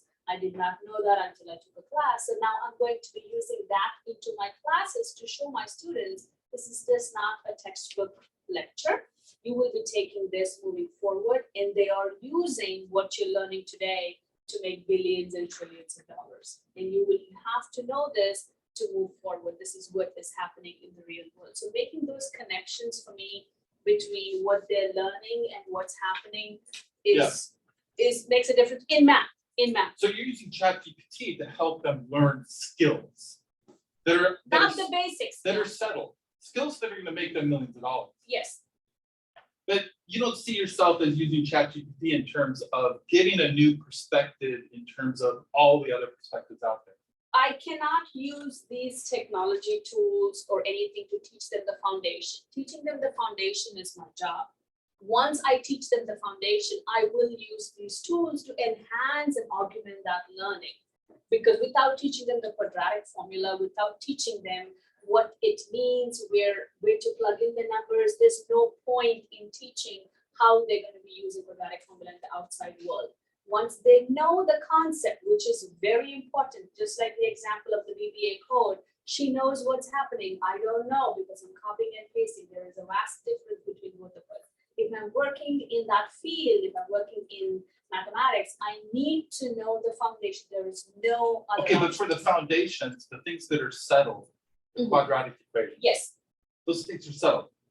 Students now can just do that themselves, getting on ChatGPT for $20 a month subscription, and you're good to go. I'll just give you the alternative way. You take an exam rather than do a course. They don't even have to use chat. They can use photos, the phones, and scan the problems, and they can get the answers. Yeah. But where do I come in is teaching them how they came up with the quadratic formula, the history of quadratic formula, making them just igniting the spark of learning is where I come in. Of course, they would say, Miss, I can use quadratic formula, just plug it in, use, yes, but theoretically, they could do that on their own. they can, but they don't need me. That's the point where I have to figure out, why do they need me? Where do I come in? Yeah. Where is that human interaction? Do I care? Every student learns differently.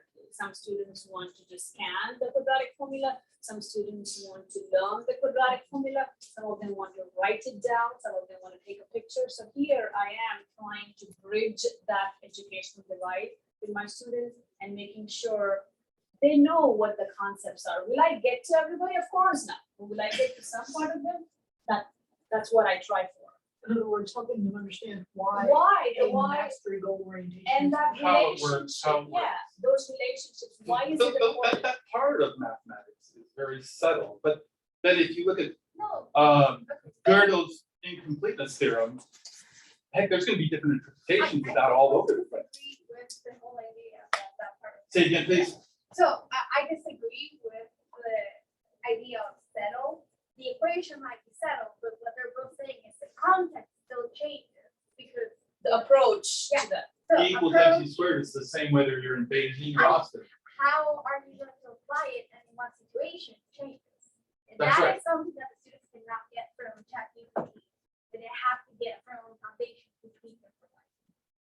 Well, wouldn't you be able to even teach the foundations much more easily? Give better explanation for students to latch on to. Because if you just show them the equation, you may be doing it the long way. Right, drilling. Because they are going to be saying, I have to memorize this. Yes. But memorizing the equation is not going to really help them a whole lot. Yeah. But if they know this, what the signs mean, The concept. okay, then they can even learn on their own. That is correct. If they can see a quadratic formula when they're going up the bridge, when they're playing basketball, or that's my goal. And that's where we come to the idea of not just explaining to them how, but explaining to them why Why. they should care, Taking it beyond the classrooms. you know. Yeah, I think Dr. Kraft's question is just mathematics is a precise science. Right. And computer programs can deal with it much easier because quadratic equation after all is quadratic equation. You can turn it around or whatever you want to do. But in other fields that I call open fields, anything can go.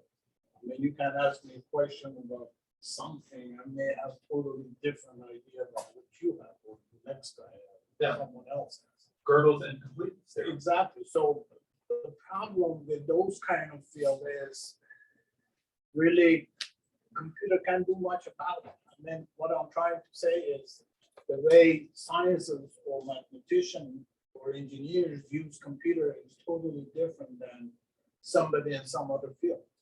Because your field is not solved, is not closed. You see what I'm saying? Like mathematics, 2 times 2 is 4. As you said, no matter whether you're in China, But it's not settled in quantum physics necessarily. But that's become one of the fields again that is a little worry. You see what I'm saying? But if it's settled, you already accept that 2 times 2 is 4. At least for us, or it's working. I mean, when computer says multiply 2 by 2, and believe it or not, I mean, Dr. always here. Computer in a sense is the dumbest thing that you can think of. When you say multiply 5 times 2, it has to go and add 2 5 times. But it does it so fast, and we all be so, oh wow, look at this guy, how smart he is. You see what I'm saying? Is if you don't feed it, it can't give it back to you. That's the problem. I'm always telling my students that even when you graduate college, one of the first jobs a lot of students get is trying to find patterns from data. And I mean, and I've given data to different students and they come up with completely different predictions of what's going on here. And it's just really interesting. I think she has it. So I'm here to give your perspective as a person that's both a mathematician and a scientist. When I teach my students, I try to teach them not for today's problems, but for future problems. Computer science, I like to think about it as like artistic science. It's art. It is art. It is art. Folks in humanities, you don't think computer science is like an art field, but it is very artistic. In order to write code, in order to make an optical illusion for your mind, this is art. Everything is art right now. What I'm doing here is art. It is art. You're right. Look at ChatGPT, right? Look at it, we thought it was intelligence. It is not a true intelligence. It is just a probability engine. but people call it intelligence. You understand? The illusion that you have in your mind, this is part of the artistic part of the computer science. Sure. You understand? Now, for example, she was explaining to you about like, different things that you can calculus, right? The partials, the activations, numerical analysis, right? All these different types of maths, you use them in order to build these models. To build these models, you use them. And you, as a computer scientist, you have to choose the mathematical equation. It is not, oh, it is always done like this. This is not true. So the students, right? When you're teaching your students like quadratic equations or the triple equations or even solving six equations, your student has to know if that is going to give them a better answer or not. The two equations are going to be better, or do they need six? But then, when they still have to know that. The machine is only going to be able to give them what is currently used. The predictive engine. The answer you get from ChatGPT is only going to be what is used today. It will never give you the answer to something that has not been solved. Like, for example, you still do not know how to build a better neural network. How about your students want? And that attitude, that perspective philosophy, I would think they would recognize that's what you mean. I mean, there's always gonna be, like you've been pointing out, one or two, you know, are gonna try. Yeah, if you can get them to buy in. But if the majority of them are, and they will buy in. A simple example of quadratic equations, you can solve them by quadratic formula, you can solve them by graphing, you can solve them by matrices, you can solve them just, there are multiple ways to solve them. So why choose quadratic? It's just like she said, it's an art. You pick your color, and you pick your tool, to paint what's right now. Okay, so another point, back to Dr. Colonel, the problem, I mean, probably in all the fields I've been in, probability is my strongest field. And you were talking about supervision or unsupervised. Bottom line is either Bayes theorem or discriminant analysis, but just a regression. That these machines make sense on, for instance, you were talking about the mortgage rate. So bottom line is in the logistic regression that is going to be 0 or 1. Yes, let's give this guy a loan. So when we talk about the probability part of this, again, the bottom line is this is just equations and models and things like that. Right. If this machine hasn't seen that model, then oops, I mean, just like where the biasness comes in because the data is not complete. Right. There's nothing wrong with the computer. The computer is not biased. The program is not biased. It's just there's no piece of data on minority to be different, so the parameter would be changed and it does a better job. You can't make a plastic in your body. So Right. So it's just that is the bottom line. I mean, oh, I'm sorry. Yeah, I mean, I'm sorry that I'm stuck on it, but he brought it up again. The bias. It seems that ChatGPT is really not, it's not addressing a multicultural and diverse society. It may get there, but it offers us the opportunity for students to ask students problems that they have to solve from a multicultural, multi-ethnic orientation, and they can't get it from or if what they get, based upon what was said before, some of what they're getting is racist and biased, and that is not good. Yep. So that's to me, that is really a problem. That's exactly what we talked about yesterday. It's very important that even students know this information. It's important that they are aware of where the data is coming from and how biased it is, about the copyright, the truth, the integrity. It's very important. Yes. I think again, sorry, bias is not really the right word to use. I would use error because If you want to model a linear equation, and your model says these are the parameters, that's what the equation is. And you want to fit in a quadratic or second degree model, it's always going to be wrong. So it's not that the machine is biased, it's because the parameter, it found was based on what's given to it. It's the humans that are making the Yes, decision yeah, in yeah. the background. And unfortunately, we have a tendency to forget that those humans exist. Yes. When I was in high school, I had one teacher that did a wonderful job of this in trying to get that idea across to us, because he would always refer to his textbook as Mr. Bailey. Mr. Bailey wrote this textbook. Mr. Bailey has some biases. What does Mr. Bailey say about this? To get us as students to think that the textbook is not always right. Yeah. To question, where does this come from? Speaking of copyright, I recently had a very good example of what a lot of businesses are trying to do to get around that copyright issue.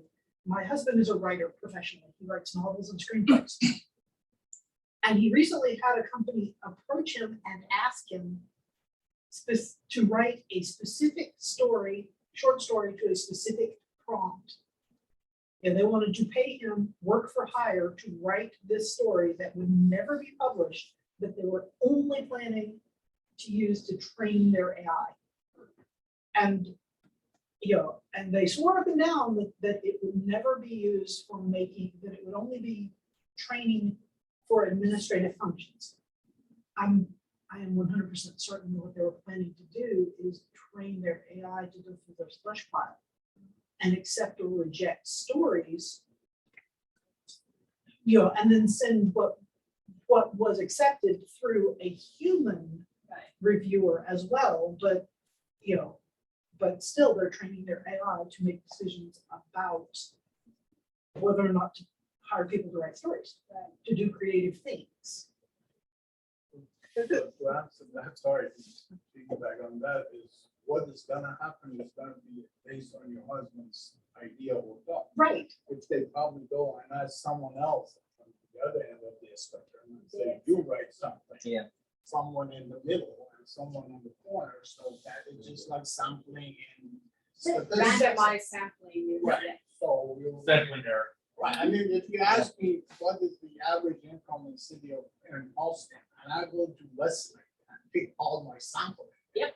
I come back and say, well, they're all millionaires. Yep. You see what I'm saying? Because that's a biased sample, but it's not the fault of the statistics, it's just the fault of The people, the people. that's what we're trying to build better Right, workforce for tomorrow, so they know that they shouldn't be biased, they should consider every Right. group and look And at to the question where the truth. data comes from. Yes, it's very important. I mean, all of this is pointing out the fact that, in communities of color, overall, there has not been that much buy-in into the digital society. There is still a digital divide. Because if these communities were producing data as in articles online and so forth, with this at the same rate as their counterparts were, then there would be more data for these algorithms. Absolutely, there is not, right? So that's a lot of It selection is. bias. Yes, so it is a lot to, that's where error. is not pure. Absolutely, when tech giants are making these decisions, they should have people from every background be on that table to make those decisions. And data should be based on the randomized sampling. If you're trying to, let's take an example of the mortgage. If you're trying to have that predictive model for mortgage, do you have enough data that represents every group? If not, remodel it. And that's what the companies are coming up with right now. They have AI ethics, AI ethical CEO, which is looking at the back end, because your focus, for us, our focus has to be on students. For them, the focus has to be human centric. If it is not, if it's money, what they're looking for, then of course it's going to be a whole different path. So they have to come up with those guardrails and those ethical values of how they do stuff. I have 2 hands raised. This is my last point. And so I have a real concern about how this then will interface with what we're currently going through in our society with the attempt to purge our history of its accuracy. Right. And so it all depends upon who is at the top making the decisions about where these databases will come from. Right? So there's a human at the top making decisions. That's what they're coming up with. The UN is coming up with rules on how they should and how much carbon imprint they should leave going further. Talks have been going on. They've put a stop sign for certain developments just to make sure that these moving forward are helpful to humanity more than the danger. And I think it's very important, not just we knowing, but our students also knowing what's happening in the back end, having those trainings, having that discourse. For me, I made it a mission to go to every school that I can to tell the students, high school students and the teachers, don't just use it as a cheating tool, because Snapchat has AI. I don't know if you all use Snapchat, but all the students use Snapchat. That has AI. You don't have to ask it. It just pops up and says, do you need something from me? Do you need something from me? Do you need? And I tried to ask questions as a math instructor. God knows what our kids are facing. God knows what they're asking. But I think it's important for them to know that AI literacy is a peak right now. People have to know. In 2024 elections, if they have no idea what's going on, every video, every picture they think is real, it's just going to be chaotic. Yes, sir. And another thing, almost all, I mean, I haven't seen one statistics books that on the first chapter, it doesn't talk about biasness and bias. And they talk about random sample and all that, but that's a different issue. Another thing I want to bring up, this AI, I remember about 30 years ago, I had a textbook on AI, which was a coding thing, but it was maybe this thick, 80 pages, maybe max. But since this data science came along and just the speed of computing increased, because as you said, we're talking about trillions and trillions of pieces of data. Every time I click on this, somebody's collecting that data. And that data is going somewhere. And since this data science field opened up, now AI has been growing and it's going to be growing and growing and growing. But the bottom line is, again, back to data and statistics and probability. That is doing most of these things. Absolutely. And that is, like you said, they have to make sure they randomly sample and That's the problem. responsibly. Thank you. Yes. I just wanted to point out that, you know, back in the 1990s, these AI scientists and so forth were called quacks in computer science. Okay, no one didn't get a job, no one didn't get papers. Network, I think this is, you know, same thing that ChatGPT is based on. No one would use it in their research, no one would build any type of program with it. Okay, so that's an example for your students. Right? It could have been, if ChatGPT wasn't that there, they would have ignored the neural network. There was the first chatbot created in 1960 called Eliza. The first chatbot was created back then. And then because it involves money, it involves time, it involves computing, not everybody went for it. Now that everything is available to everyone, they're jumping on it. It's free. You can use it on your phone. You have Microsoft Bing on your phone. Anywhere you go, there is AI. Anywhere you go, there is AI. It's baked into our lives. I have two hands up. So maybe our job is, maybe the job we have left is to discriminate between, or to figure out which parts of ChatGPT or GPT in general, or any of the next AIs is open to interpretation and which parts are settled. I know you don't like that word settled, but I think you would agree that some things, what the quadratic equation itself is settled. Whether or not you should use it isn't. But there's some things settled in your field, in my field. I mean, Freud, there are probably some things about what Freud said are settled, other things aren't. But maybe that's our biggest job, is to decide what things are open to interpretation and bias and what things aren't. That's true. The class we teach math for liberal arts, the first section is about going online and looking at things and saying, I mean, just that simple as take it with a grain of salt. Yeah. If you see something online that's printed and it looks like an official document, it could be a complete lie. Yeah. And my students are always kind of like, really? I'm like, yes. What you see is not exactly what you see. Yeah. Yes, ma'am, I think This question might be put down to My question is, as you know, we're on this journey and so we're gonna let us sitting here like this, really.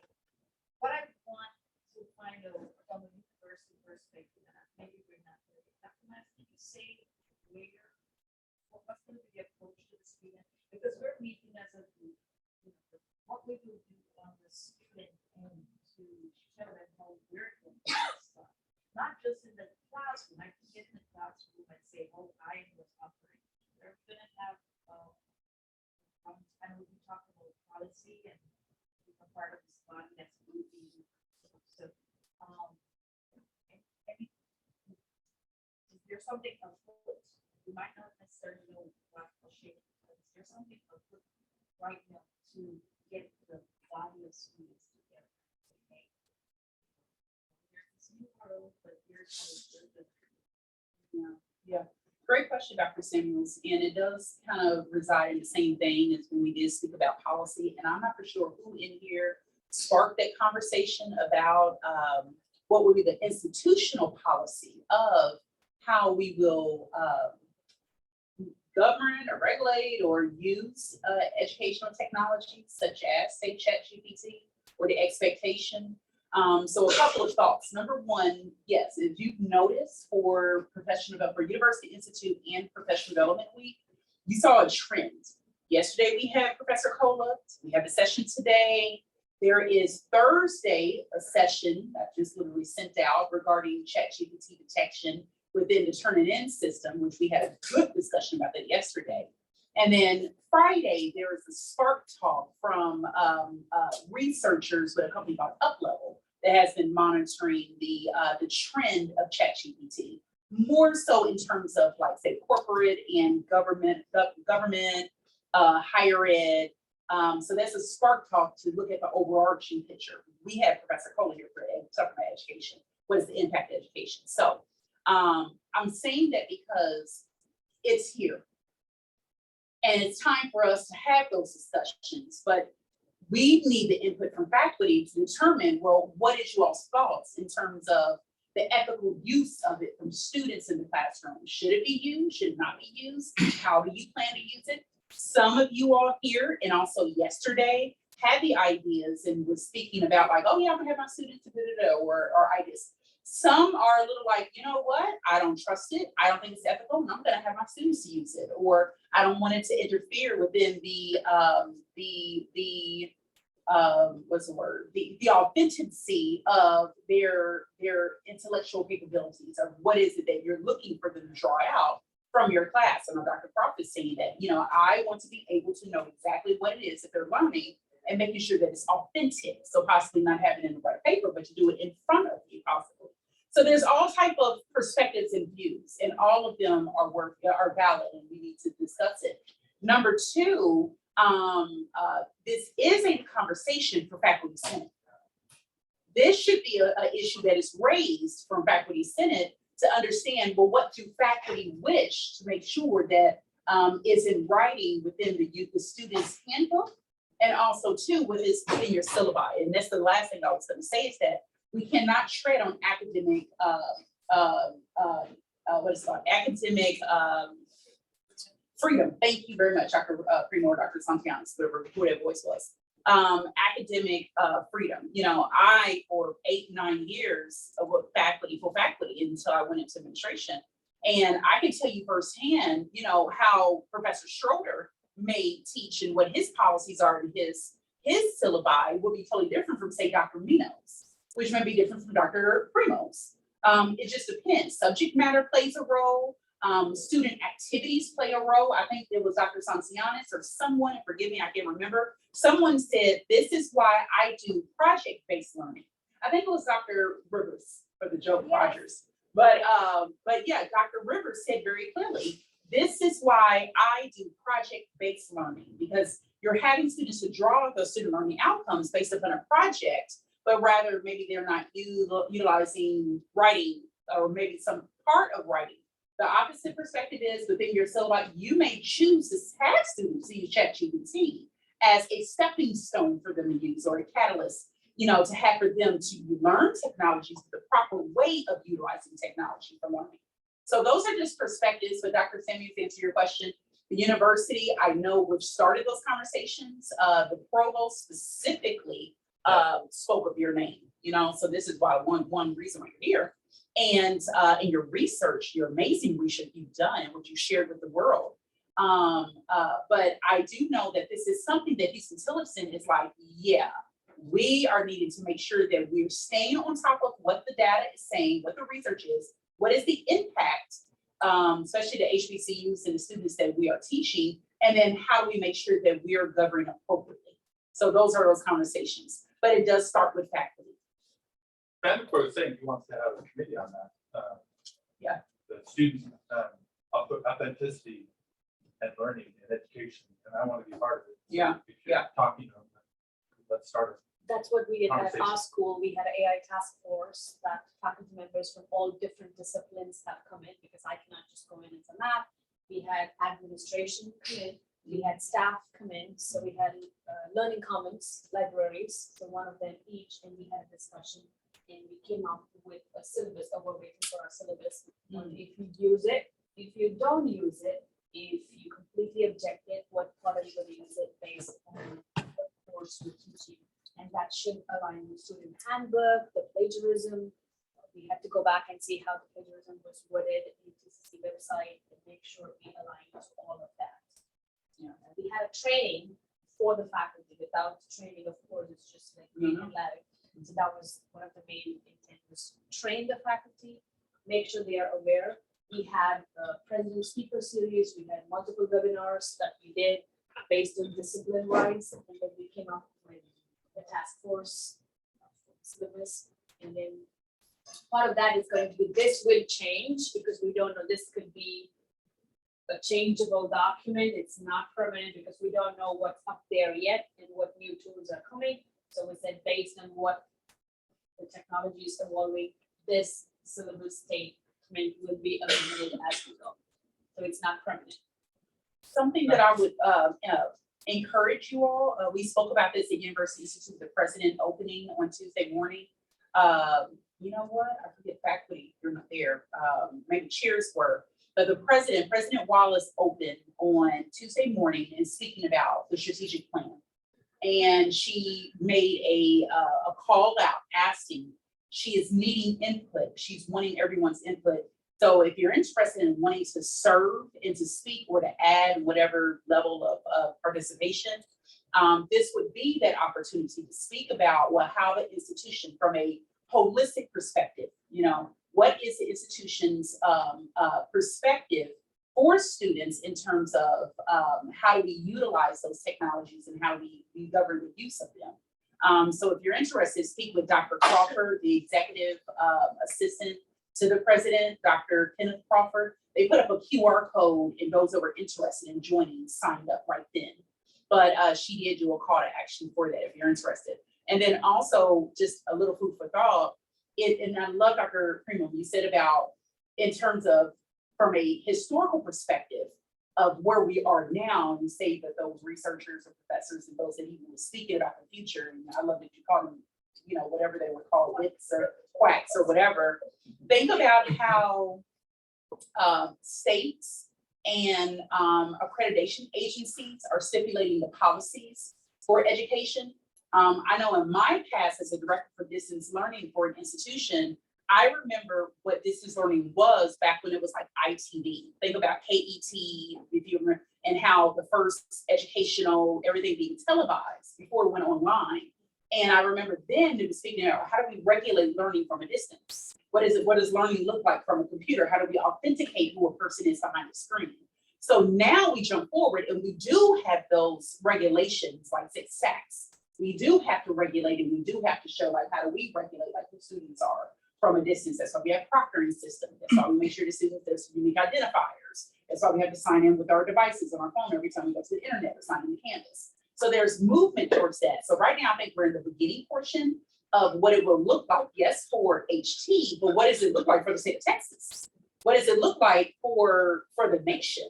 You know, utilizing of these technologies. So Wild West phase now. yeah. So, but I applaud all of y'all for being here. I mean, because I think about it, I mean, you are the ones that will be the firsthand, the thought and the synergy right now that is moving yesterday and today, and speak with your colleagues to find out what is the impression, what is the thought, what is the feel within your department. And share that again at, faculty senate meetings. Yes, I'm sorry, and what is your name? Okay, thank you, Dr. Valtier. Okay, go ahead. I teach Spanish. The question is, applying AI to translation from English to Spanish is how accurate is that? I've had students in the past that submitted paragraphs that were completely wrong. And they admitted, well, I just translated. It doesn't always come up. This is years ago. How was it in today's world? The accuracy I cannot talk about, but I know the language models are constantly updated. They don't have to use ChatGPT to translate. They can just use Microsoft Edge browser, Google Chrome. They have multiple options to translate. You can just type Spanish and it will translate it for you. Just Google Translator. My mother speaks Spanish, my husband speaks only English. That's how they talk to each other. They're phone. It's incredibly accurate. It still makes mistakes, but it's miles compared to what it used to be like 5 years ago. I had a difficult time with slang though. Yeah. Oh, yeah. That is really hard. Or, the phrases that you guys have that are region specific. Yep. Those are. Yeah. They can use multiple tools. They don't have to get the check. I think whether we like it or not, ChatGPT is here.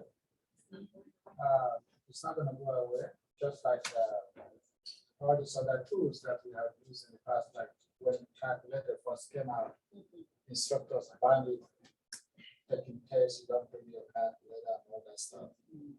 But eventually that's it in the past. ChatGPT is just a tool. And the tool is only as good as the knowledge and the experience of the individual who is using it. And from academic, point of use, it could be used as an instrument or a tool to enhance what you do. But we have to also draw the line in terms of impacting on the students of why this tool is not the only tool you need to develop yourself now and whatever your future engagement will be in terms of your career. You might use the tool today to understand precisely how things could be done faster and accurately.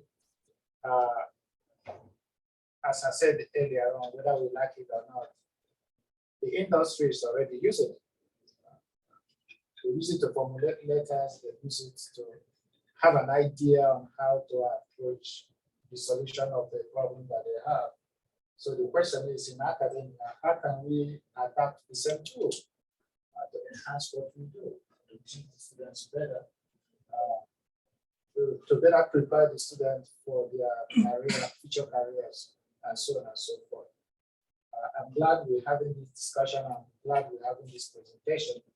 And one of those, when ChatGPT first came out, said, oh no, we are screwed. We teachers, we are in trouble. But I'm saying it differently now, that I can actually adapt GPT to help me do what I do best in the classroom in terms of how I educate my students. And it's not, I encourage us to even teach the students on how to use these tools properly to their own advantage, not necessarily to get A's in the class, but to better prepare them for their future careers. That's the way I see it. I like to add to it because when we start our course planning, we always look at registration, previous semester, this semester, the demand for the courses, the demand for the classes. I've seen yesterday when they put reform registration, computer science went up 43%, kinesiology went up 80-something%.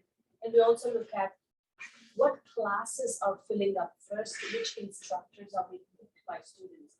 So if an instructor is trend in community colleges and also universities, we've seen that there's a wave in enrollment too, because students, it's not unknown to students that they don't have to go through the degree plan, a 4 years degree plan, be in a debt to get a job. They can go and take a route of certifications to get a job. They can do multiple things to get a job. So that seed has been planted in our students. And that's why this enrollment change throughout the nation. So if we try to teach our students using the old school way, we're just accelerating our demise. I mean, it's just, they will talk. We don't have ratemystudent.com, but they do have ratemyprofessor.com. They will talk on how you are, what you teach, what methods you incorporate. They will talk. That's what I tell my students. If you respect me, if you learn something from this class, don't go to Rate My Professor. Just send me the feedback where I can improve myself. And if I had to pick you from Rate My Student, so I'm just telling you that the whole paradigm of education has shifted. The whole idea of education has shifted. So it's different how we treat our classes. We do take care of enrollment. We do take care of everything else, but that pressure is also there for us. Classes don't know what's going to happen. What kind of students are coming into class? What are they expecting from us? So Again, if I, oh, please, so I'll say after Dr. Santianes, if it is okay, because I love the discussion, I'm gonna ask if you will break, grab lunch, and for those that wish to continue on, we'll come right back in. And for those that have to leave, you're welcome to go ahead and take lunch with me. But Dr. Santianes first. I was just gonna say that this seems to be a really good opportunity for all of us to become better teachers. Because to me, it seems like ChatGPT is focusing on those lower levels of Bloom's taxonomy. But our job comes in when we expect students to apply that knowledge and put it to good use and make it authentic for them. So my question would be, we need to figure out ways to become more creative with our assessments, how we assess students.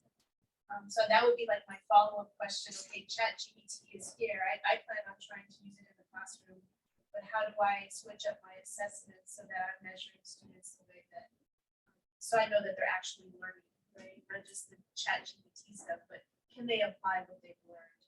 And how can I be the facilitator of that application? And improving mind. Right, right, and authentic learning, right? To control your. Well, learning. and my first task every semester is convincing my students that my class is worthwhile. Right. You know, Right. And they're that's like, for all of us, right? well, especially, because my class is usually the very first class they take, it's learning to learn class. I've been in college before, we don't need this part. Well, you failed the last time you were in college. Maybe we can make that not happen again. And getting them to buy into doing the work of learning as opposed to taking the short-term goal. And yeah, passing the class and going for those upper levels of things. I don't care if you can recite the stuff. Do you know what to do with it? Right. All right, good stuff. So let's pause, let's grab a bite. For those that wish to want to come back in just for about maybe 30 more minutes. Professor Kola was going to show us earlier about that Canvas and how students can be able to do video as opposed to writing content, doing more recording that's fun. content. Yeah. So if you, let's grab something to eat. Sure. It will decide, it will, just inject it into your essay. and it'll make sure that. It disregards everything. Disregard. It's gonna say. It will foil Huston-Tillotson, yeah. So basically, they're manipulating. You're right. Yeah. Thank you so much. That's great. I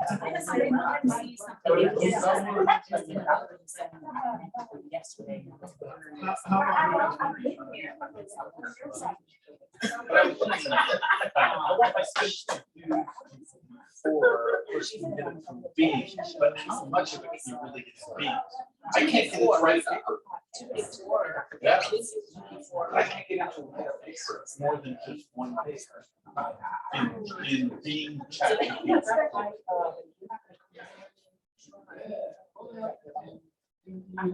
Gives you an outline. I've never tried Bing because I'm so used to So- the interface. So prompt it, say, well, write a 5-page paper, or just write a 2-page paper on the cosmological argument for it. Yeah. This is being, right? Yes.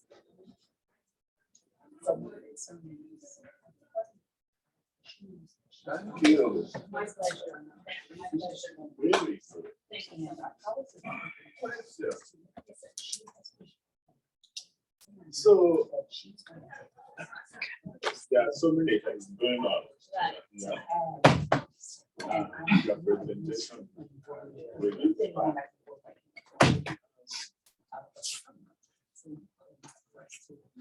Okay. Let's say I want to use phase 2 to help me really get those of be better in articulating James. what That's a problem. Yeah, shorter, yeah, shorter. Yeah, I teach the Mass Center. Oh, right. Yeah, so we have students. come up with, Oh, nice, nice. One of the things I remember about the math, I remember taking calculus in Texas State, and the math professor would say, your answer is not elegant. And I'm always telling my students, but you know, yeah, it's correct, but it's not elegant. And I'm like, well, you know, you see, you have the same variable on both sides, there's some ways left, and then you this and this, and then we end up with this, and it's like, it's just this beautiful little thing. You teach full time in adult? I teach about 10 classes a year. They only allow you to teach one at a time. Yeah, that's pretty good. Yeah. But they don't really pay for much. Yeah. So, like 1,200. Trying to take Yeah. our class. Yeah. It helps a little bit. Yeah, I have. But the normally they're always complaining about how they keep on losing these adjunct professors. The reason is because you can go to ACC right up the road and get paid like 5,000. So we can go to St. Ed's or Texas State or Yeah. UT, Oh, pay yeah. a lot more. It's sad. And so I tell them like, what happens is that they get experience teaching here, and Yeah. then they move on. So, that way we end up. I was actually students complaining to me about it. We had a teacher last month, oh my God, it's terrible, I didn't know anything. Oh, yeah. But he learned what he needed to learn. Yeah. So what do you teach here? Lots of energy. Oh, okay. Have you taught here already? Or? Been for almost 25 years. Oh. Now. I thought you were like overseas or something. I just got a second PhD from University of Edinburgh. Maybe that's what you're thinking. Oh, but were you teaching here before or like that? Or? I've been teaching here for 25 years, and then I just finished the second PhD while I was teaching here full time. Oh, was it like, did you do like online? Well, you know, the UK system, you don't have to go to big classes, you just have to supervise. Oh, okay. Right, rewrite stuff. Yeah. I remember my brother went to one school economics program. So you go there for 2 years. They don't take attendance, Yeah. no assignments, Yeah. nothing. At the end of the 2 years, you take a test. The test lasts 3 days. They put all the scores from highest to lowest. Yeah. They draw a line. Yeah. Oh, wow. That kind of sucks. I know. Everybody do it well. So they post up like your student number or something like that, and then you grade it. Because I had to step over people that were on the ground sobbing. Oh, And the wow. reason is because you can't like retake the test, right? Like, you're done. And people are sobbing because They give you all the material just to study on your own. yeah. I mean, but the thing is, he goes, you know, what you need to do in order to, because he goes, what happens is that, you know, you go to class, and the professor goes, you have any questions on the reading? Nobody says anything, he goes, okay, walks out. Yeah. He goes, Do it on your own. yeah, because you start to realize that I need to start asking questions. And so my brother would do the reading, go, yeah, I don't understand this, or what do they mean by this, or how do you apply that? And because the professor goes up there like, And he goes, every time the professor does that, you know that was a good question. And I'm like, okay, write that down. And he goes, so, you know, the first 2 months of school, like, you know, there's 400 people in the class. He goes, I after 6 months, he goes, it was like me and 4 other people. Yeah, right. No. Yeah. So, Did you want me to? our students are really got students together. They're studying. So, I was at some. I'm going to the rest of the so, yeah, they were like, Oh, yeah. So. Ask her, request her. Oh,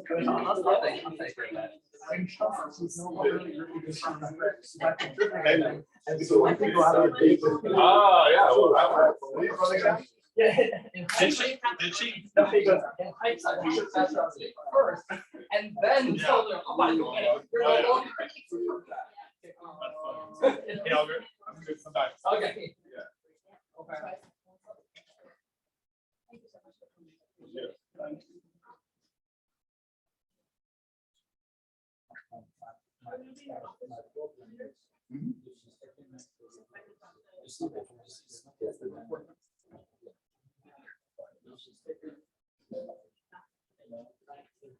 We wanted to see how to add the video. Okay, so. Even though my department chair is behind me, it says she could do it too. Oh, okay. But it's okay. I want to see it while we're here. It's actually, I think it's actually easier in Canvas to use the recording work component. Yes, it's so much It's easier. so easy. And do y'all have access to Canvas Studio as well? I don't think so. Canvas Studio? Yeah, it's, do y'all have this icon right here that's like a YouTube, it says studio? I don't think so. No. So I just simply add an assignment.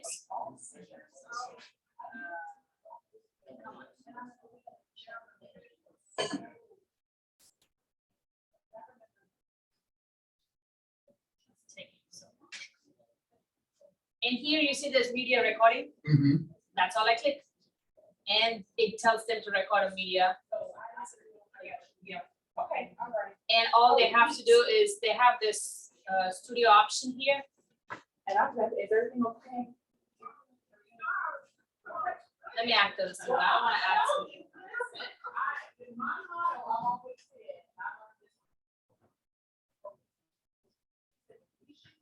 Just gonna put a sample assignment.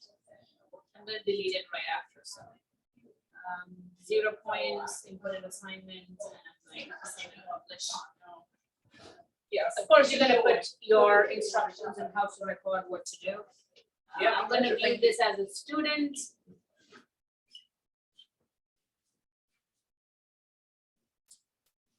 And then I'm gonna start my assignment. Mr. Jackson was able to use Dr. Miles because every dish that you've ever gotten from him is always on point. Really? Like much better than yesterday. Oh, goodness gracious, yeah. And then I click on, I'm doing this as a student. I'm gonna click on record and upload media. And it automatically takes me to Canvas. I am thoroughly embarrassed. I haven't worked with Canvas for this long. I've never seen this feature, ever. No. There's a I- chat I've never feature, seen this. there's Oh a my- chat feature inside Canvas too. You can chat to your students inside Canvas. Flipgrid too, isn't there? Yeah, Flipgrid is integrated too, but some of my students have problems getting Yeah. onto it. I just stopped using It's just it. easier to use this. Yeah. It's, So right now So you're a again, you student went to view. assignment. I'm in the student view Mhm. and here it's just, I click on record. I'm gonna click start assignment Mhm. and it's gonna automatically, here I am. Then I you can start just- recording. Yeah, I just start Then they can recording. provide the feedback to their peers. Yes, That's why I do a discussion. Yeah. But now I want to add this as a component to it. yes. Okay. So one more time, you went to assignments, from assignments of that particular assignment, did you go to the options and choose at the submission? Is media recording. Gotcha. Okay, thank you, thank you. Okay. Oh, please, Professor Kola, come and grab lunch with us. Yeah, let me make sure I read Okay. that assignment. I would have posed this out properly and, but if we're not finished, we're gonna still keep talking. But if not, yeah, I would love for you to have lunch with us. Do some paper. Oh, no, I couldn't. Where's your veggies? Oh, you're welcome. Well, asparagus make a beefsteak. So I put it in there, but I think that was a Yeah, big it's in that. search site, not ChatGPT that I punched it into that prompt that. Yeah, George. Yeah, that. Good, how are you? Maybe you can cut and paste that. Thank you, Professor Kola. Take care, thank you so much.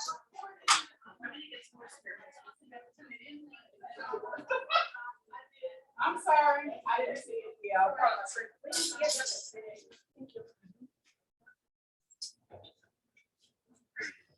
More spreadsheets.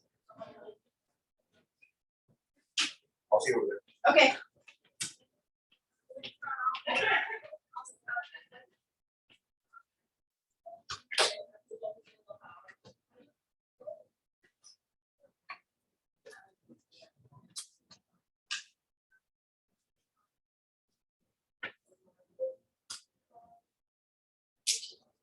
I have absolutely decided what I'm going to do for this semester.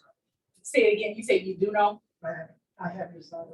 Look at you, look, you ahead of the curveball then, that's excellent, because it does take some time. I'm rearranging the topics that I cover so that we cover an after orientation much earlier. Mhm. So that we